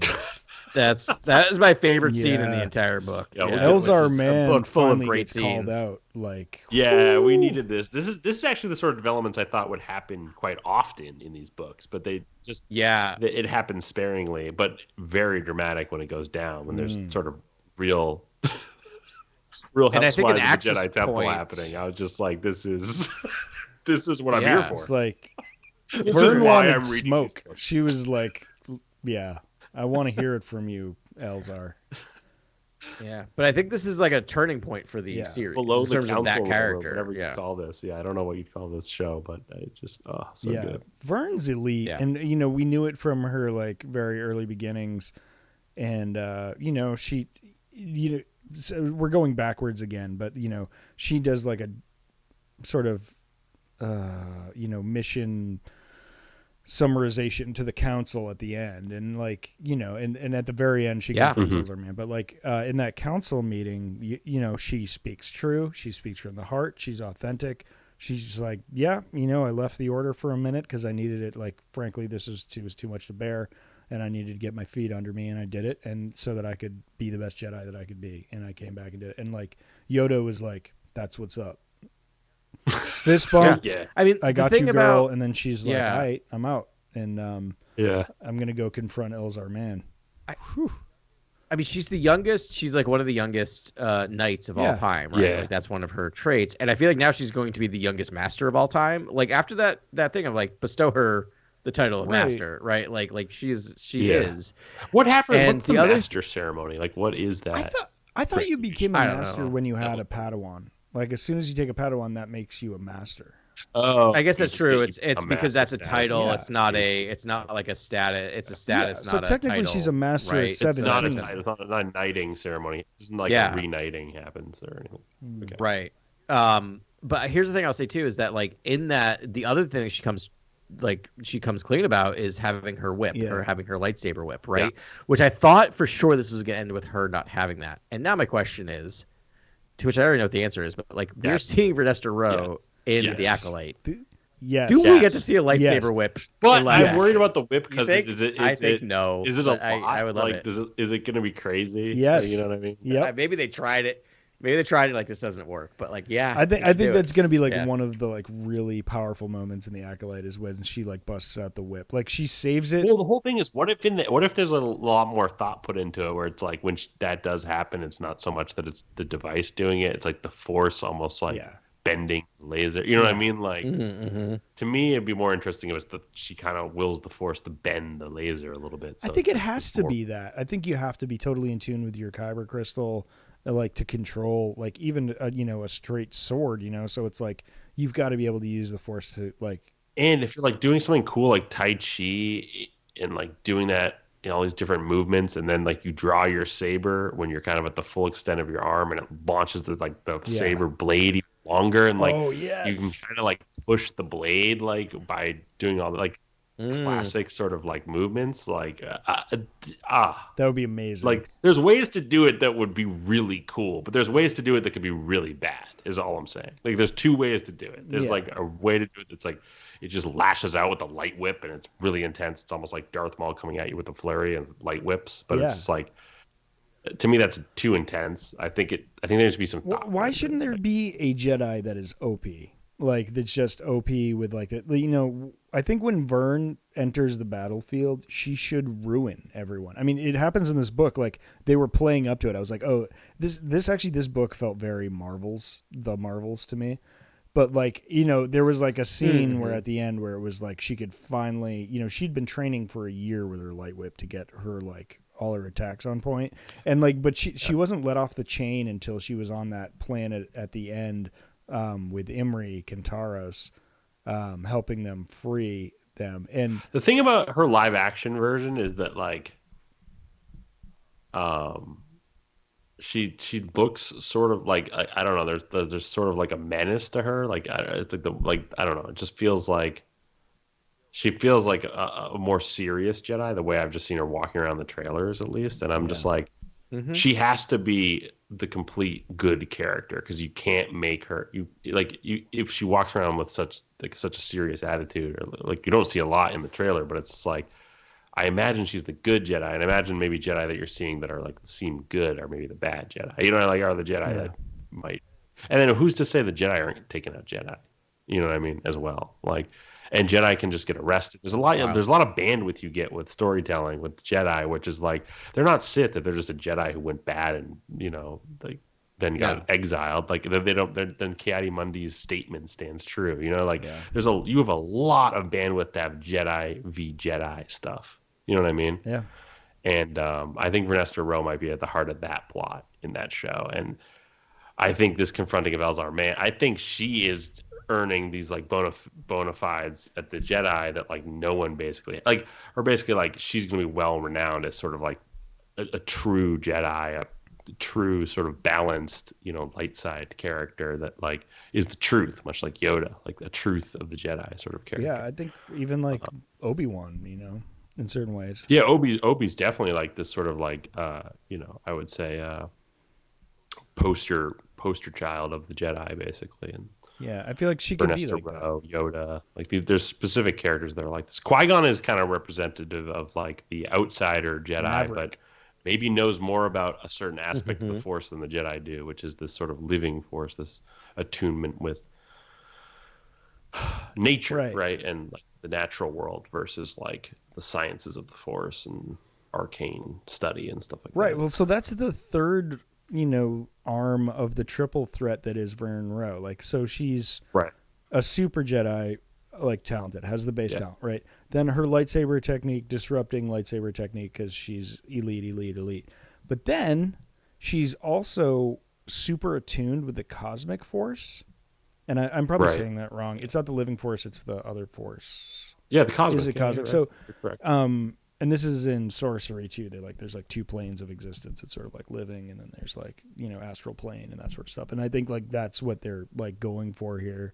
And so that allows her to see Force Ghost Mari Santeca, which I thought was very cool. But like, I mean, that's really cool. Like the fact that she's just like, cosmically awesome, man, and like knows what's going on in like the universe. Like, I love that. I love that about her. I think she's one of my favorite characters, I think, in the whole thing. But the Mari Santeca Force Ghost thing was like so fun to me. I was like, oh, this is a nice little callback. It's like maybe it's not quite, or if anyone could make themselves a Force Ghost, on their own and just figure it out, it'd be Mari Santeca. So, that's made millions of paths. Well, it's also like she's been in comatose for so long that it's like it's almost like the idea that like.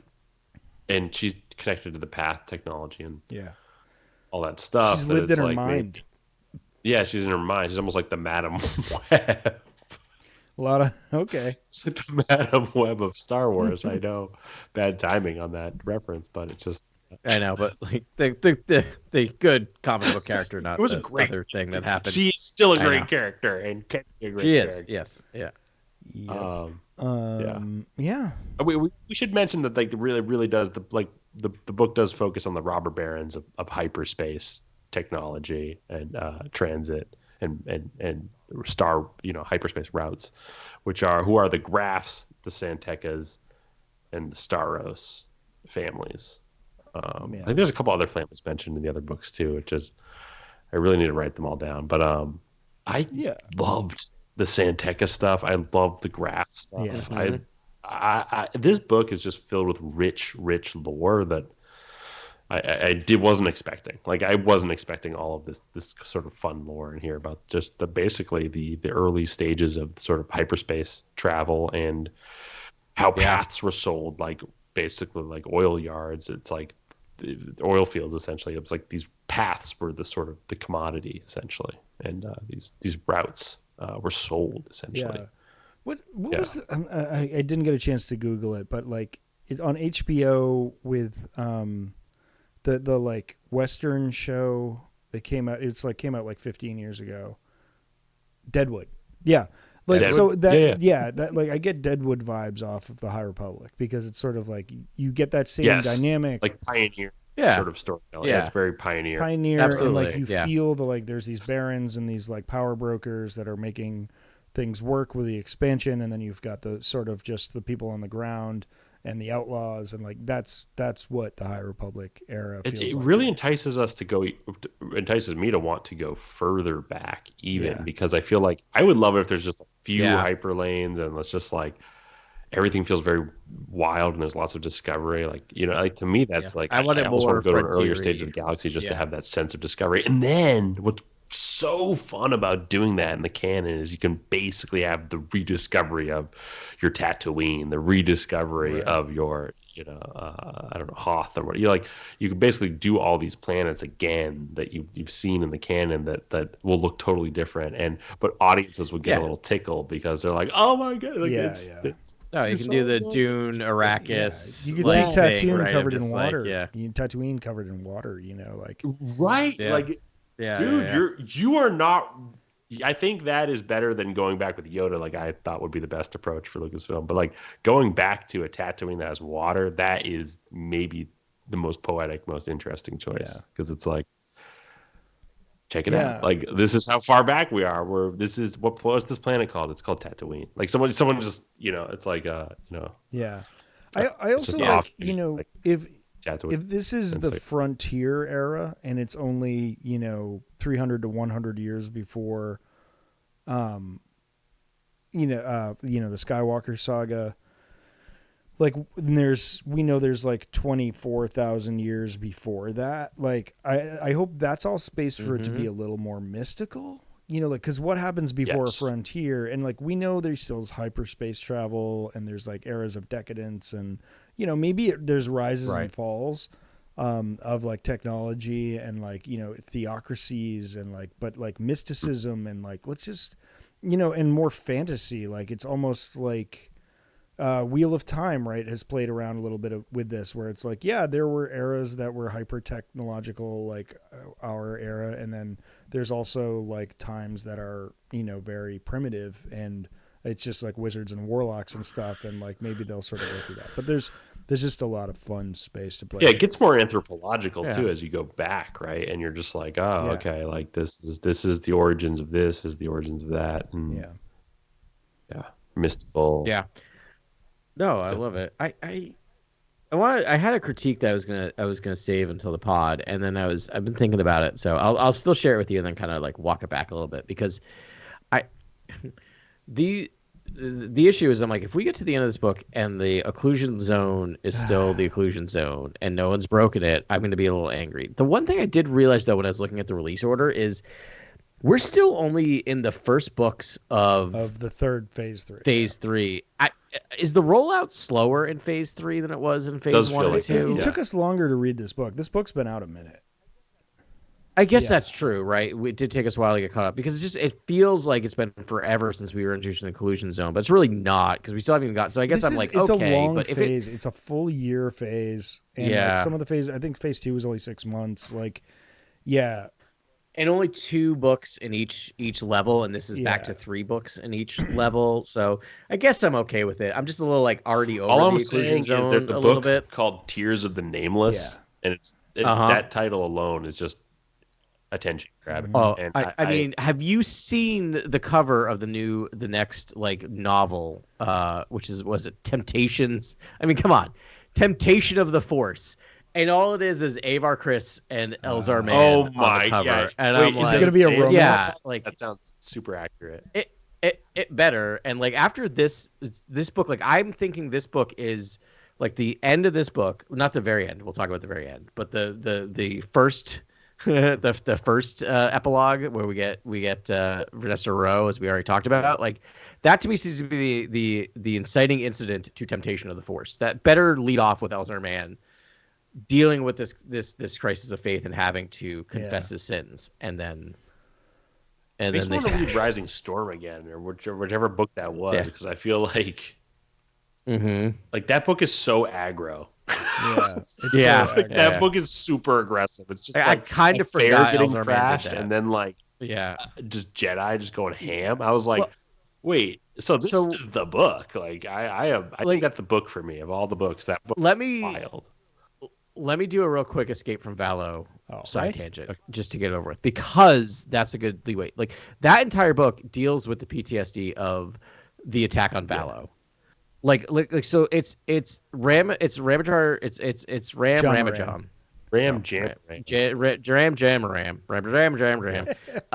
and he's basically stuck on Valo, like trying to have like this insurrection against the Nihil that own it, and he finds these like 3 or 4 like wildling younglings, like younglings behind, that were left in the forest behind.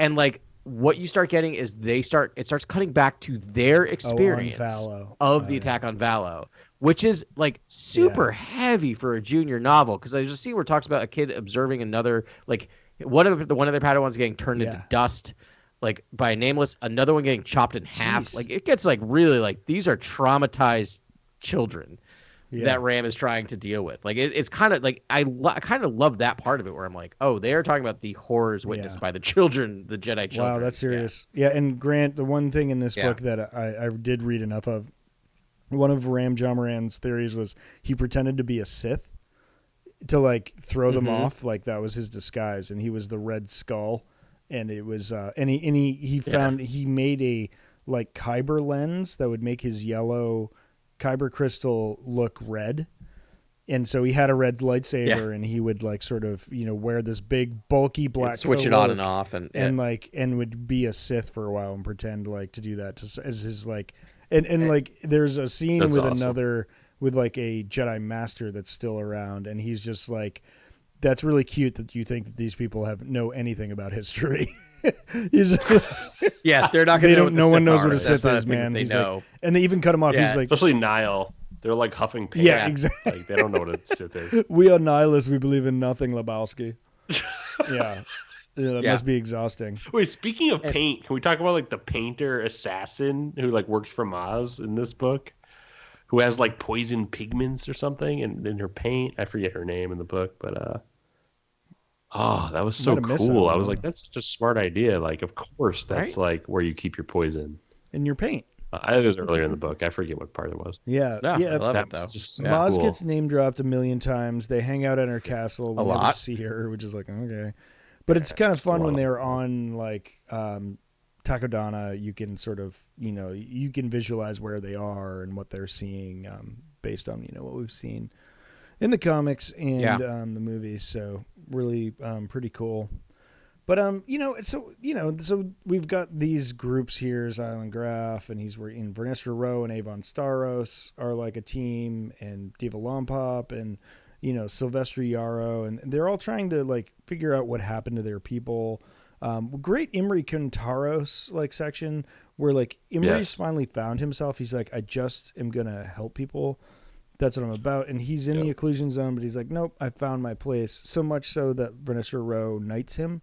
She's like, wow, this is not what I wanted for you, but like you're like, she can tell he has made that jump, and she's wise enough to be like, at 17 she must be. First, she meets that droid J6, which is my favorite PTSD droid. Book, essentially. Yeah. Yeah, this is my new favorite droid of all time. This is a droid that's just like sort of like building other droids to help with this revolution against the Nile.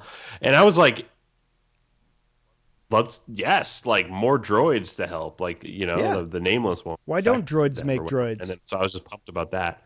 But like her lines are so good, J6, like where she's like, I know how I work. Like you're rebuilding yourself, or you rebuild yourself with parts from these speeders or whatever. And she's like, I'm a droid. I know how I work. And I was like, I just love that line. I thought like everything was so quippy. Like she's like, have you seen M6 or whatever? And she's like, I'm the only 6 here or whatever in this town or whatever. And I was just like, I loved that droid. I thought it was so well written, and I just really liked the droid moment there. Yeah, I love J6. I really thought that like that was a droid having PTSD, like had sort of like been thrust into wartime. And I thought it was like enough is enough to fight. And then when Avon Starros or Avon Sunvale or whatever in the earlier is like to Vernestra when she's going to kill Dr. Macampo, she's like, sometimes people deserve to die. And I was like, so. And if you tell that to a Jedi, was just like, that was the deepest moment in the book. I thought I was like, oh, that is wild. Like, you know what? It's just a very interesting sort of perspective to then foist upon a Jedi to think about. Right, because that's where we are. It's just like, just kill these people. Yeah. Like these people are evil. End it. Like the Macampa thing. It's like, and I mean, it's very much back to like, why didn't Obi-Wan kill Vader the 2 other times he had the chance? Like the 2 times he had a chance to end that. Like Sith, he didn't, and it's like, well, one I choose to forget, but but like how many lives would you have saved if you had killed him? And it's like, he's like, no, Jedi don't kill, like we don't do that. We maim, like we'll incapacitate people that are threatening others, but it's like there's not enough of that. But if Obi-Wan kills Darth Vader, does the Emperor just find another lackey and does continue his rule of the galaxy, and it's just Vader's fate to kill the Emperor? And did Obi-Wan right decision in the ways that the Force works in mysterious ways? Like there's so much that I think is left to interpretation in Star Wars. But what we do know, the crux of the whole like High Republic is the one time that a Jedi was like, enough is enough, like I'm going to kill this person. He killed the wrong person that happened to be trying to save Starlight Beacon, and Starlight Beacon fell. Chancey Yara and Elzar. Elzar. It's Elzar's fault that Starlight Beacon was destroyed. Because he gave in. He lightsabered first and asked questions. Because he gave in to his hate. And he did that. And like I feel like that is the biggest like validation of Obi-Wan not killing Vader of anything. It's just sort of like, you just don't know. You just don't kill. You don't make that decision because you're like, it doesn't matter how much power you have. It's not enough to make that decision. No. But what we're getting in phase 3 is a lot of dark side talk, right? With like Elzar Man, we get Aslan Rail, which we'll talk about more, and even in the the Escape from Valo book, there's one of the kids that works with the Padawans, one of the younglings, Drigget Parse is a person who's not Force sensitive, or doesn't appear to be at least, but is close and was working with the Jedi, and basically had to swear fealty to the Nihil to survive, and kind of just felt abandoned by the Jedi. And the end of that book is not her coming back to like, yes, is her literally sitting on a spaceship meditating on her anger. Like meditating on her anger, doing a Sith like enhancing dark side, her anger. Like I'm letting go of everything but my anger, which is just like a really, again, it's the young readers. So, but like it's an ending of just like, oh, this is a dark side ending. Like these endings, all these books that's not where I thought that character was going to go. Like they were so like hitting you over the head with like, no, she's really working for the good guys this whole time. There is one thing that could really really blow me away if these books go there, which is that like there's so much. If indeed we are going to the dark heart of the galaxy and exploring the Sith by the end of these books, I think the one thing that would truly blow me away is if like whatever Sith is on the scene or whatever actualized Sith we see at any point just can like control the nameless or something. Like it's just like all this build up to them being terrifying, all this build up to the Nile being terrifying. It's like the Sith is like, oh no, this thing like I can actually control it completely. Yeah, like there are, you know what I mean? Like that's like the fear, right? Yeah. And like we'll be talking about Aslan we need a bigger bad. Fear means. Yeah, and they're hinting that like maybe dark side users aren't as affected as badly as light side users by the nameless.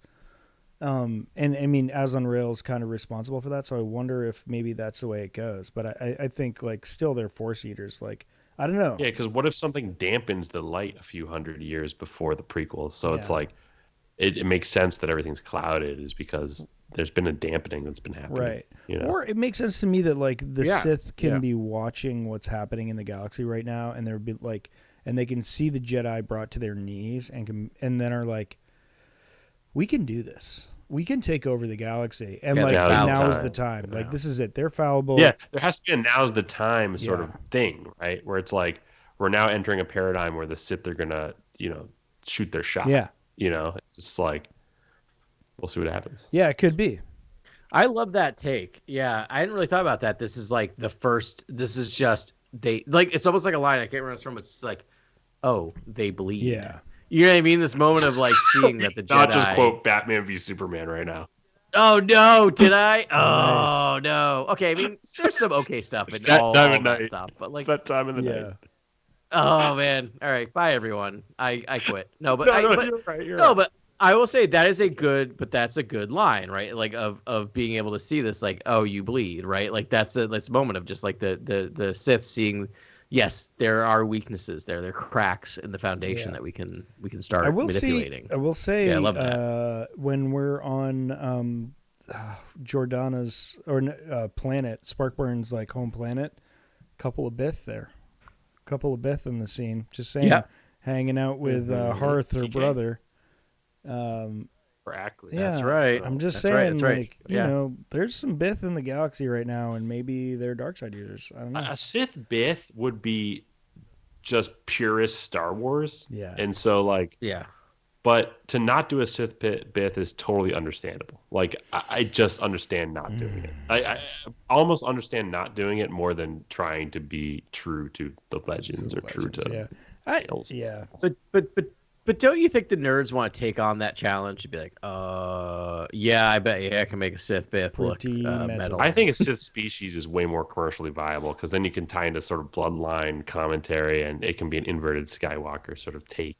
Yeah. How about bloodlines in the darkest sort of like, evolutions of power, right? Where it's just like as we accrued more wealth and power and, force power and we kept it to ourselves and we were cruel to others who didn't share our last name or are part of our faction, essentially, and being exclusive, like showing how families and bloodlines can be truly evil, essentially, is kind of, and then it kind of then that bolsters the whole democratization of the Force and sort of like the sort of themes that people loved in The Last Jedi. Yeah, no, I love that because it opens up so much. It makes the galaxy so much bigger. It makes it so much easier to do that. Yeah. A Sith Bith is just. I love it. It's just for us. We'd be fanning out. We would basically be like just reveling. We would have the time of our life. But I don't know. But it doesn't move the narrative forward much. Still, I just think it gives credence to the Plagueis novel that was so good.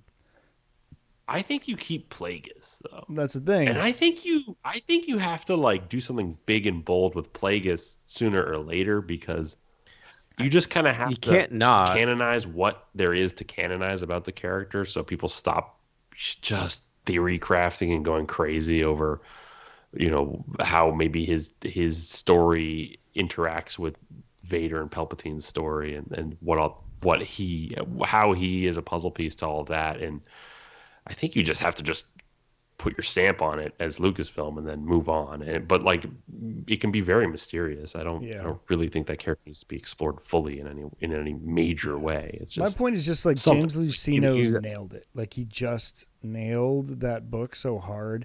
And it's like if he says Tenebris exists, I think Tenebris should exist. And they can write around him as much as they want, but like That the book Tenebrous is so good. like Plagueis stuff is so good too. Like just the drama there is so good, and the way they interact. And please go read that book if you're a fan of Star Wars, because I feel like just the sort of two Darksiders, playing mental games. Like, are you kidding Talking me? about Like, the history of it's the almost Sith. what I want out of so It's almost like what I want out of new Star Wars. Essentially, is I want the wise characters talking to each other. I've said this since the inception of our podcast. I'm like, I just don't think the wise characters interact enough in Star Wars, and you almost want to see those mind games, and you.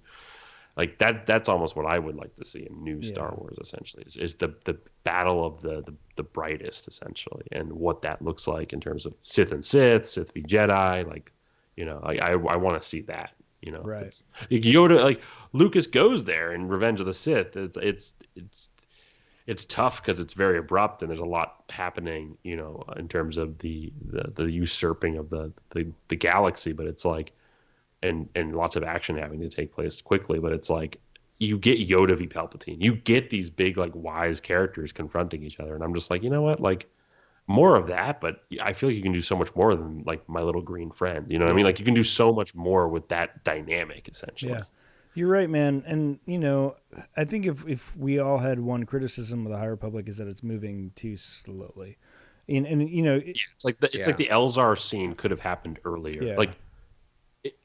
I wouldn't mind if you kind of make sure that in each book going forward, like there's that development with I guess the Elzar, Stellan, Avar characters, and major developments with them, and sort of. Yeah. I really thought that they were going to have a fun, like, I don't know, friend triangle sort of like thing that is woven into all the stories, and almost like major beats in all the stories, almost like talked about this Shakespearean connection between those three characters and maybe those three characters.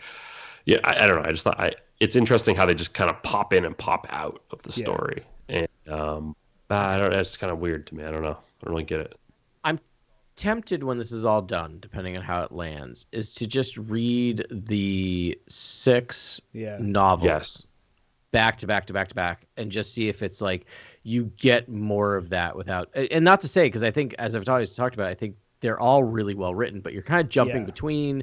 They're sharing with each other, but just to see like the Elzar, like just see the triumvirate, that story just told in 6 novels. We're always trying to see the big picture, but it's like this series that's coming out over the course of 3 years, 4 years. Like it's tough to really get the overarching view as you're hopping around between different groups of characters, 6 months apart.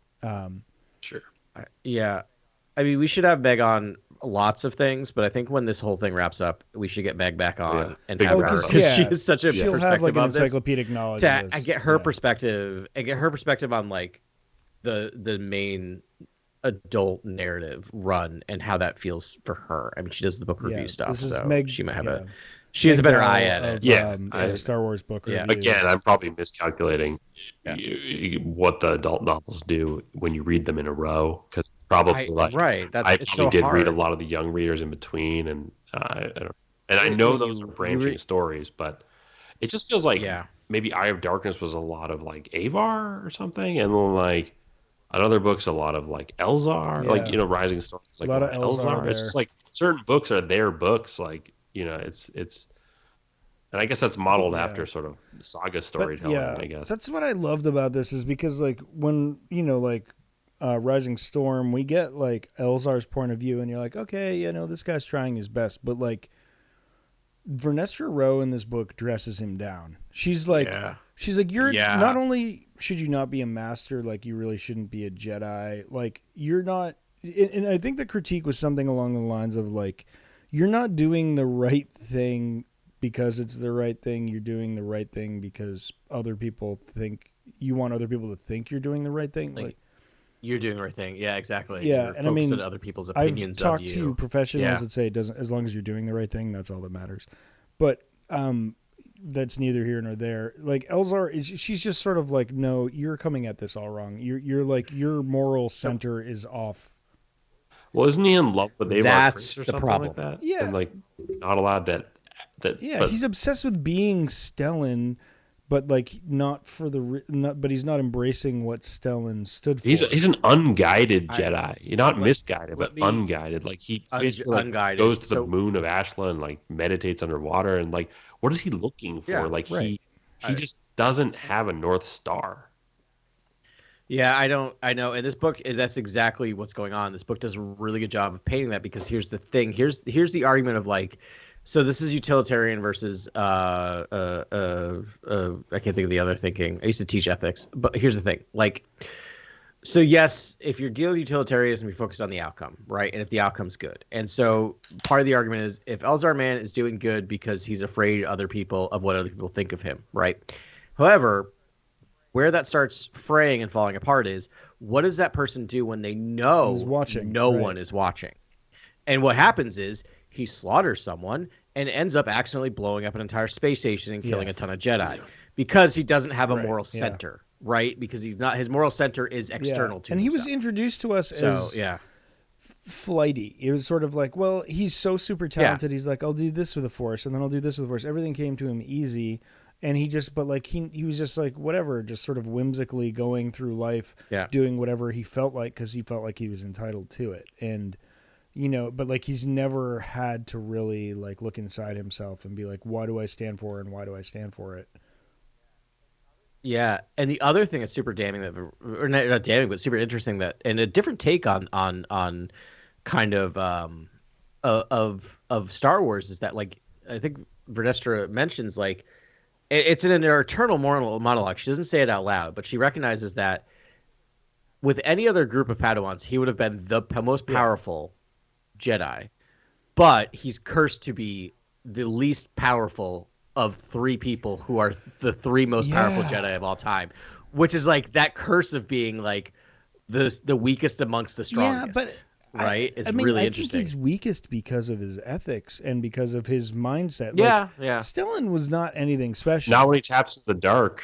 Yeah, I mean, right. If he taps into the dark, he's like stupid powerful. But I don't know if he's more powerful than Avar, because like Avar has done like really insane stuff. I mean, just her whole battle meditation thing that she does is like that's OP. And like the fact that she was able to just like navigate through the stormwall. The thing with Jedi is that I feel like the writers identified this pretty early when they were setting out to write a lot of Jedi characters, is that they like looked at the Jedi archetype and they said to themselves, like, what is sort of the defining flaw of this archetype? Yeah. And I have to imagine is that the Jedi are, and some of them, I think some of them are not this way, but I think a lot of them are emotionally underdeveloped, essentially. Yeah.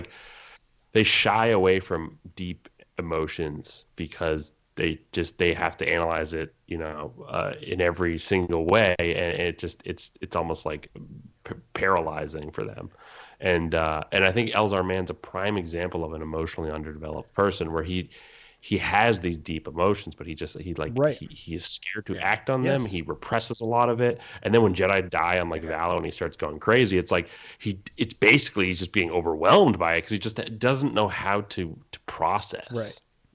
Yeah. He just doesn't know. A lot of Jedi don't have that processing chip. And that's why I think they juxtapose Imri Kintaros against Elzar-Man with Vernestra, because she's like, oh, Imri understands there's like is it Reith Silas or him that has a proclivity to the dark? I forget. But, Imri. I mean, he was on my bingo card. And so I'm like, going to the dark. But Imri's like, I choose to help people. Like he is finding his North Star. He's finding a way to sort of, he's maybe suffered so much trauma at this point that he's now just, he's felt a lot of the emotional spectrum, and he's dealing with the heavy-hearted emotions that basically the Jedi aren't there to suppress or repress or tell him not to think about or think of the moment or focus on, focus up or whatever. It's like he's actually dealing with it. And I just think Elzar is a character that was basically like, I don't know, was he like the younger brother figure to Avar and Stellan, and sort of like was he just kind of like, did he have it easy because he had best friends who always like, he was so jovial with his friends for so long that he really never processed anything too deep and too dark. Times were easy. He could do whatever he wanted. Yeah. I mean, I think it's very telling that like there's so much diversity in these series, yet the big three are like two white men and a blonde-haired, blue-eyed female. That was a weird choice, I thought. I think it's intentional, though. Because I think for exactly what you're talking about, man, it's just like, and they're the older generation, right? And really, this focuses on the younger generation. That's the more diverse one that's coming up and trying to find themselves. And they're all looking up to this, white, blonde hair, blue eyed, like, like they're heroes. But it's just like, well, they have their flaws and they're coming through. I mean, Avar Kriss less so, but and Stellan, did his best, but I feel like he was essentially impotent to deal with this whole thing.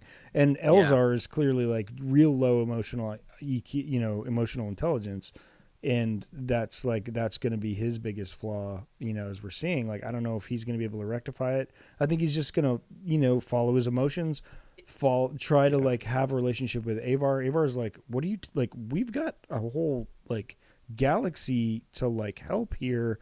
We can't be thinking about this. And then like, I don't know what happens to Elzar after that.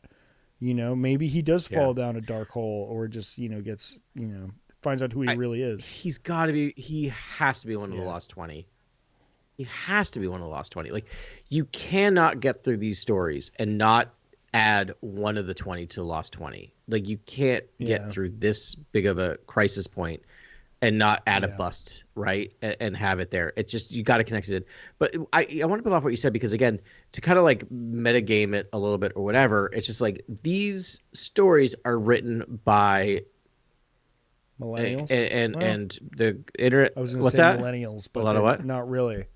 But no, they're well, they're Gen Xers, millennials, probably like right on the cusp, like us or fully millennials. But they're also like, having followed them on social media, they're very cognizant of the world. They're what you would call woke, if that wasn't a bad thing to say about and people, right? Like they are writing a lot of. It's not. It's a good thing. But they're writing a lot of individuals. They're writing from a lot of different perspectives. They're coming from a lot of different perspectives. They're writing a lot of different people with a lot of different diversity in terms of every type of their neurodivergent characters. They're divergent. There's a lot of variety in orientation, sexual orientation, preferences, all those things, right? So they're not unaware of this, and that group sat down and broke this down. So they chose to make the three people white characters, two males and a blonde woman. And so I'm wondering if this is turning into, as we're kind of talking about, a tale of putting of what privilege does, right? I think that the Elzar Man story is very much a story of privilege, right? I'm a person who grew up in an era where very privileged, didn't have to question things, and now is being tested and is not standing up to up to the test. Yeah, no, I think you're dead on. I think that's exactly the reasoning behind it. Which is a worthwhile story to tell. It was a bizarre choice when I first saw it, because I thought the sequels just had too much empowered white people stuff happening, and I was just like, we need to really change it up in terms of like the most powerful Jedi characters that you're sort of focusing on, that you explicitly talk about. But I love the one for one sort of representation of sort of Western colonialism and the eroding now eroding sort of like like white Western sort of like controlling evil, sort of like systems of power that have been placed in the world for so long. Like this, I love that they're sort of doing that one for one, and then showing this explosion of diversity coming out of this terrible sort of like, racial bias and this racist sort of like, world that we experience, and we're just like, this all needs to end. And so I love that one for one sort of like, let's check Western society. Let's check what you think are all what you think what that is, and make it show that it's flawed, and show that these people are they can't rest on privilege. They can't. They're just as flawed as anyone, and they're going to fall, and then a new age is coming. And I feel like that's perfect. I feel like that's really, really good stuff. But I wonder what they do with Avar Kriss, because like you're saying all of this, and I imagine that then she has to tragically die as well. Like maybe essentially, because like they all have to die, because you cannot do a white trio in a Star Wars tale and have them make it out and be like, yeah, it's hunky dory, and these three white people, they save the day. You can't have white saviors. You can't have any. I think if anyone survives, it's going to be Avar. Yeah. And I think you can tell in a way that's not a white savior story, of that the white person is saved, right? Like the story could be that she is saved by the Right. others, right? Like that and that is her story. Yeah, you I just know, don't. What you don't think they're gonna do some I, like tie the beginning to the end and some song of the they first something? absolutely could. I could see her becoming one with the Force, right? Yeah. I think you could give her an ending of this. The other thing I was gonna say is that it's slightly depressing as I'm thinking about this is like you're talking about like a new order coming, and we kind of skip ahead to see, and what we see is a more diverse Jedi Council, right? By the time we get to the other era, but part of what I'm a little worried about is like, are we also telling a story of that, like because of the people who put the Jedi Order into function at this time, who aren't aware of the world the way it is, who are ignorant of the way the world is, aren't thinking about how their actions are affecting others, and helping to create things like the Nihil, put this younger generation through the wood chipper because they're the front line of the war, right? Do we lose this generation of diverse, powerful people because of the war that the ignorance of the higher of the older generation put them through? Not to get too political. I mean, this is political. Yeah. We're doing the political now. I feel like that's another point that I haven't even considered, which is that like a lot of the front line that's out there fighting and out in the inclusion zone. I mean, like these are the up and coming young Jedi who are far more diverse than this trio, right? And this trio is not diverse at all, and they're dying and they're suffering, but it's still Elzar and Avar get to reunite. Like it's like there's still these happy. Elzar's hanging out. Yeah, Elzar's with just the Jedi, hanging with out, the Jedi being Council. like a cool Jedi, and then I love that Vernesta Rowe checks him in this book, and yeah, he has to be one of the 20. Like, Avar has to, sadly, I think sacrifice herself or something at the end of the books. Like, we have to show that there needs to be a check on sort of Western colonialism, Western, society. I mean, Avar's like trials, if we learned anything from the last book, right, which was what, Eye of Darkness or something. No, I forget what the first novel of 3 was. It Eye of Darkness? They all sound the same to me. I can't. Anyways, in the last novel where she's like escaping, like she's really going through this battle where like she has these expectations set on her, and it's her trying to meet the expectations of being the hero of Hetzel, and like trying to, she does actually pull it off, and I just think her heart's in the right place, but like it's almost like she was a martyr from birth, and I could see the situation where she's like, well, this is who I am. I am just this martyr that like was created. I have to be this hero, and I have to give myself, like, I'm going to give all of myself because that's my role in the world. Right. That's how the books start, right? In a lot of ways, it's this beautiful song of like, she's connected to everyone, and everything's connected. So yeah, there's going to be a dirge. There's going to be a requiem. Yeah. Right. There's got to be an end to that song, essentially. Yeah. Really. That's a nice metaphor there, homie. Yeah. Yeah. I mean, so this book does move the plot forward a little bit. Avon gets into Lightning Crash, which is the space station that controls a stormwall, but it's like there's redundant systems, something. She messes some things up, but ultimately it doesn't look like much happened, but they're able to create a sort of pipeline to get people out at the end of this book. And and our characters here are committed to doing that. So, so there's now going to be some leaks in the storm wall, and that's going to open up a bunch of things. And Avon is now like with all the best minds in the galaxy working on how to break the wall. So I think, soon, obviously this is the, third act. So it's going to come down, and, some things are going to happen there. I don't know. I've got a couple bits and bobs that I wanted to talk about. Wait, are we in Aslan Corner yet? Is it almost there? Yeah. Well, you want to do Aslan Corner? Let's do that. I want to just finish with Aslan Corner. This is the epilogue of the book. Granular notes, if we have any. But just he says everything but Sith in that final epilogue, and it's very upsetting. I'm like, he's just talking about the fear. I was like, okay, like very fear is the mind killer sort of like scene in Star Wars. But yeah, it was just like when he alludes to fear over and over again, I was like, this has to be about the Sith, essentially. Like, they thrive on fear. Like, it's like their juice. That's their juice. Fear, anger, hate, suffering. So that's my other question is like, I just realized, like, do we know the origin of that Yoda quote? Like, where he first came up with that? Because did he come up with that out of something that we're going to Adam, see during this is what I've been fascinated with for the longest time. Yoda has interacted with the dark side before the prequel trilogy. Yeah. And I am so hyper focused on that. Yeah, well, Yoda's the one that brought Aslan he Rel in. seems to have some knowledge of something.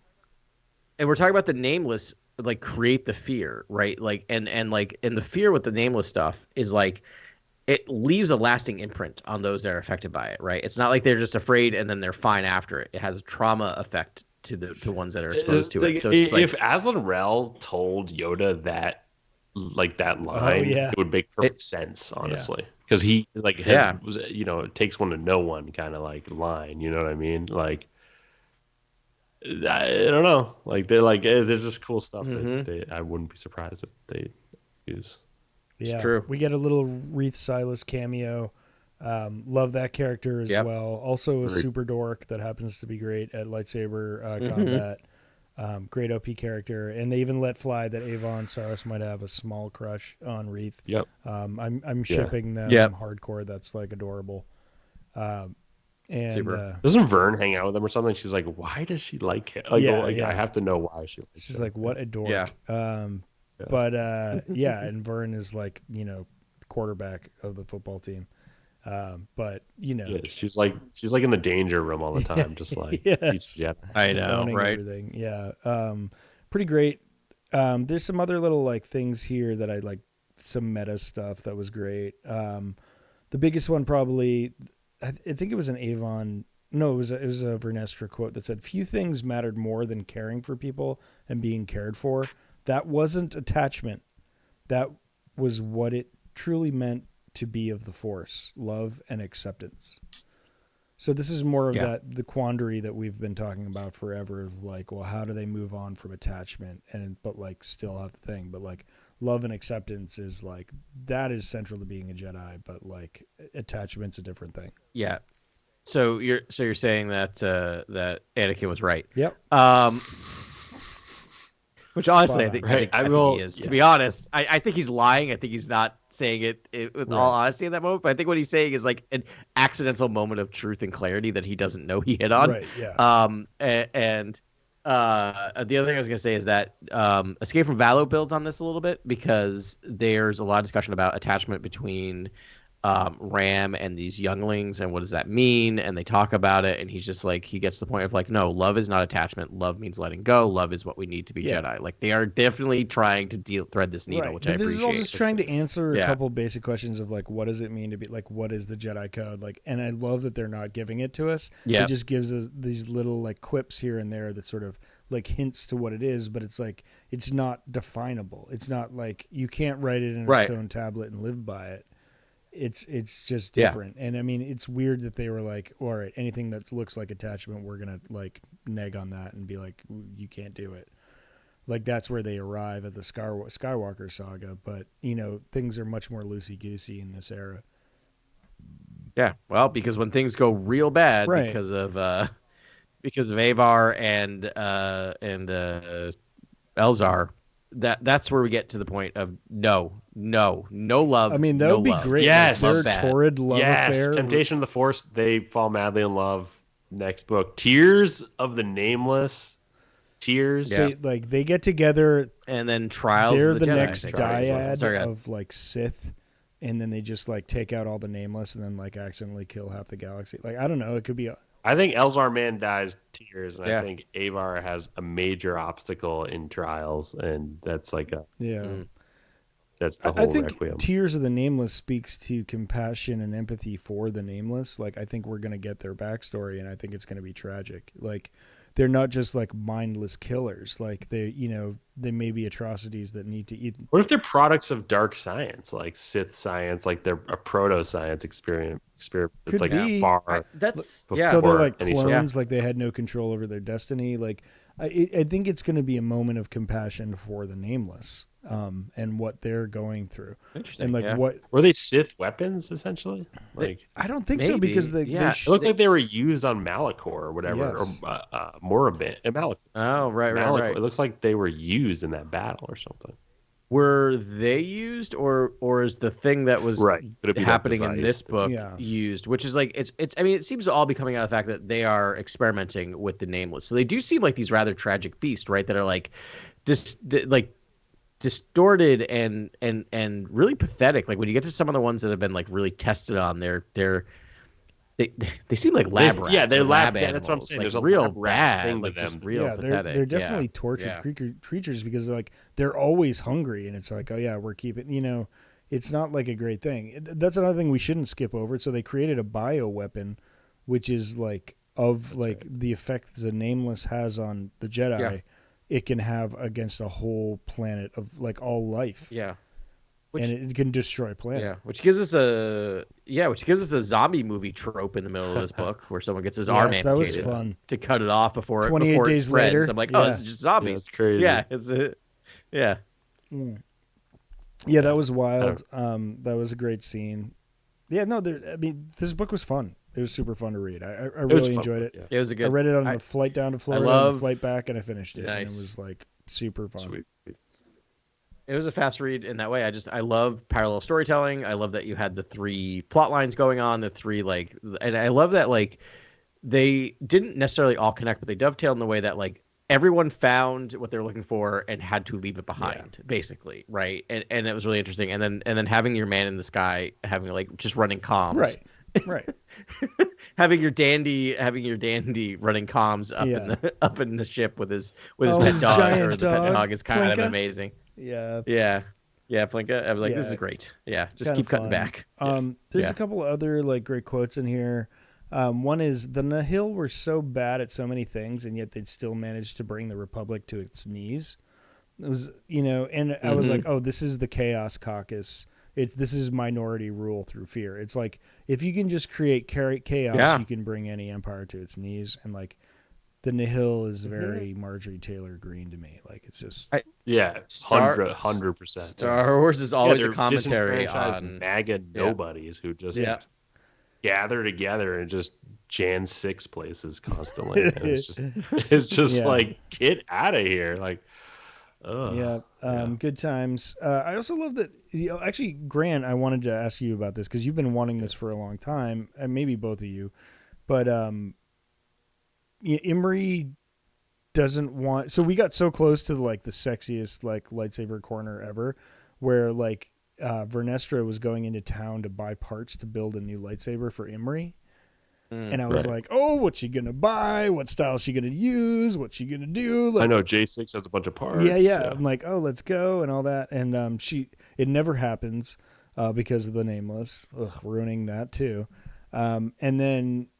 But then like ultimately she's just like gives her crystal to Imri and he's like, nah, I'm good. Like I don't want it. I don't even want a lightsaber. And like he's still using the Force. He's still. I forget which book it was, but I feel like he shouldn't have a lightsaber. He's kind of clumsy with it, anyways. He feels a pull to the dark. Yeah. And he's just like, nah, I don't need that. And that's why I think they juxtapose that next to Elzar because they're like, Vernestra sees a good Jedi in Imri. She sees a terrible Jedi in Elzar. Man. Yeah. Yep. I believe her scouting report on that fully. Someone who's looking at scouting reports deeply these days. I believe Vern's look at all that, and I love where Imri came because is at this point because early I was like, oh, we all had him like high up on the fall to the dark side list. Because he's so empathetic and like feels everything, and we're like, oh, that's gonna lead to something not good. That's not a good sign. That's gonna take him somewhere. He's feeling a lot, and the Jedi are like, focus on the mission, and he's just like, you don't understand. But I feel stuff. Yeah, emotions. And he just like slotted into like what it is. That I'm just gonna bring it up now because I'm feeling it. That Charles Soule short story from whatever the last compilation that just came out. I forget the name of it. But from Tales of Light and Life. Yeah, Tales of Light and Life. I think. Tales of Light and Life. Yeah, and of Loden Greatstorm, and I guess it was Reith was his. No, who's Loden Greatstorm's Padawan? Keith Trennis. No, that's Gears. Bell Zettifar. Thank you, Bell Zettifar. But like so many that short story of him, like them being stranded and having no options and being like, we're just gonna help. So we're just good. gonna help the town. Oh, Loden drops absolute knowledge bombs about the Jedi. If you like want to know the Jedi, I definitely read that story. Yeah, Loden is really very much a like, he's an Obi-Wan Kenobi that like sort of just like got chewed up in the system, but like, like had a different set of outcomes that like he couldn't anticipate, and that's where he went. But like that will always be the Jedi to me. That short story of him going into the town and being like, they're hated by everyone. And he's like, we're just gonna help people. We're just gonna help people. Like the micro, like that's kind of like the Jedi can't do the macro. They have to just be like on the ground in a place and just exist. And just like help one, help one person at a time, and that's what they do. One town at a time. Yeah, the Living Force book we're about to review on the next episode, which I can't wait. Which probably wind down soon because we got the more books to read. Yeah, I need to go start reading. The Living right Force, now. I think, gets into a little bit of Palpatine's thought process. About sort of the Jedi and how to keep them busy and how they can get quote unquote chewed up by the system and sort of how to conflate, bloat, and make bloated sort of bureaucratical systems for them to function within, so they're just completely lost in the sauce. Like it's just they can't get so wrapped up in the institution. That's why I think it was good to have the Pathfinders essentially, or the Wayseekers, or whatever those Jedi are that are like, that go out there and kind of like, all those Jedi seem to be the most enlightened ones, essentially. The ones that like come back from deep space missions and stuff like that. They're the ones who are like, they're almost like Star Trek Enterprise level, like have dealt with the different morals on different worlds and different, things that feel sort of like far outside the galaxy, and they've learned from those experiences. They're very who's our favorite who died, that was like literally our favorite Jedi, Orla Jareni or something. That was she was the Wayseeker, right? Coolest Jedi. She was the coolest Jedi. She's the coolest Jedi ever. There's so many that I've forgotten. How many? Her casual relationships with I forget the guy's name, but she had like some buddies that did different things that like her generation, and like their dynamic was so cool. And like, I mean, Barish Sylvan is my favorite Jedi. We got to do a draft soon because, like, I know we did like a Jedi draft, but I don't High think Republic. High Republic. Swaggiest High Republic Jedi. Like swagged out favorite. Yeah, I think we did one in like way back. We did one way back, but in Orla was I think my number one. Because like she just lives the coolest life. But I can't remember the guy's name. It was like Cantab or Corin or something like that, and he was I know. I think he was like Wreath's first master. Yes. Yeah. And like he was really cool, and he was like, but it was like we gotta have this pod though. We gotta wrap. I know. I could just keep talking about Star Wars forever. I do love the High Republic. There's so much in there. It's just like, for my appetite, I'm like, can we just get the rest of the series? Let's go. I want to know where this is going. And then I'll be really sad when it's over. But, hopefully it'll lead to more series and all that. So. But, we will be covering Light of the Jedi. That's that book just came out this week. So we're going to give that a couple weeks and do that. More Bad Batch next week. And, like, I think before this month is over, we're going to get a Skeleton Crew announcement. I'm sure of it. Before this month's over, or within a month? Within a month. Yeah, because I don't want to because I think your May 4th is a good is a good call. Yeah, that's my target there. Yeah, I think Ben Comac Vitus. Comac Vitus, thanks, buddy. Comac, I forgot about Comac Vitus. Yeah, there we got there. I was like Corin. That guy was rad. Comac Vitus was a real G, and like he was just like I think he ended up taking the same vow, but like. Yeah, Barish Vow, they did a great job developing all these Jedi, and there's so many different flavors there. The thing that like I'm just like dying for is what Rey does, because she's got some books. We know the history. We kind of feel like she should know the history. What is the next evolution? And it's like, you're building a Jedi Academy, but like at this point, I feel like you can't have it merge with the bureaucracy. You need to cut bureaucracy. The Jedi need to what be she needs to do fully is apart. make sure the top 3 strongest Jedi are diverse. That's what she needs to do for my sake. Right now, top like, 2 are her and Finn. And then the third one... Yeah, I hope Finn's a Jedi. Third one should be Grogu, probably. Yeah. You know, like...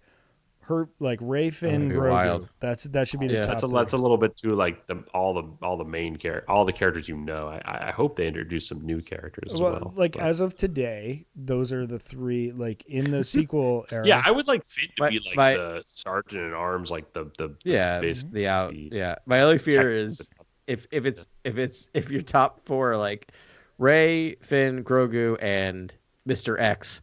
I wonder who's going to turn to the dark side. Yeah. Who's gonna? He's wearing a bright red shirt, like a bright red. Yeah, exactly. That's my only fear. It's Adam Driver with a really short haircut. Yeah, mustache. Oh god, man, fun. All right. Yeah, I intentionally ran this bad boy along tonight because, like, no, we're glad to have you back. This is fun. Yeah. This is the huge, which I'm happy about. Yeah. Oh wait, 2 hours and 15 minutes. Yep. All right. But I'm just stoked to talk about Star Wars with y'all as I am every week. We just recorded a longer. We always talk for like 4 hours a night about Star Wars. Like I know it's true. And record about an hour and a half. I usually maybe do 20-30 minutes of like a rewatch or a reread after we do the pod. So it's like I build that in. You know? Totally. But we did it this week, man. We'll talk to you next week, and who knows what news is going to drop. Can't wait for it either way. So I know. Thanks for hanging out and having a couple cocktails with us at the bar. We'll talk to you next week on Cantina Chronicles. Oh, shit.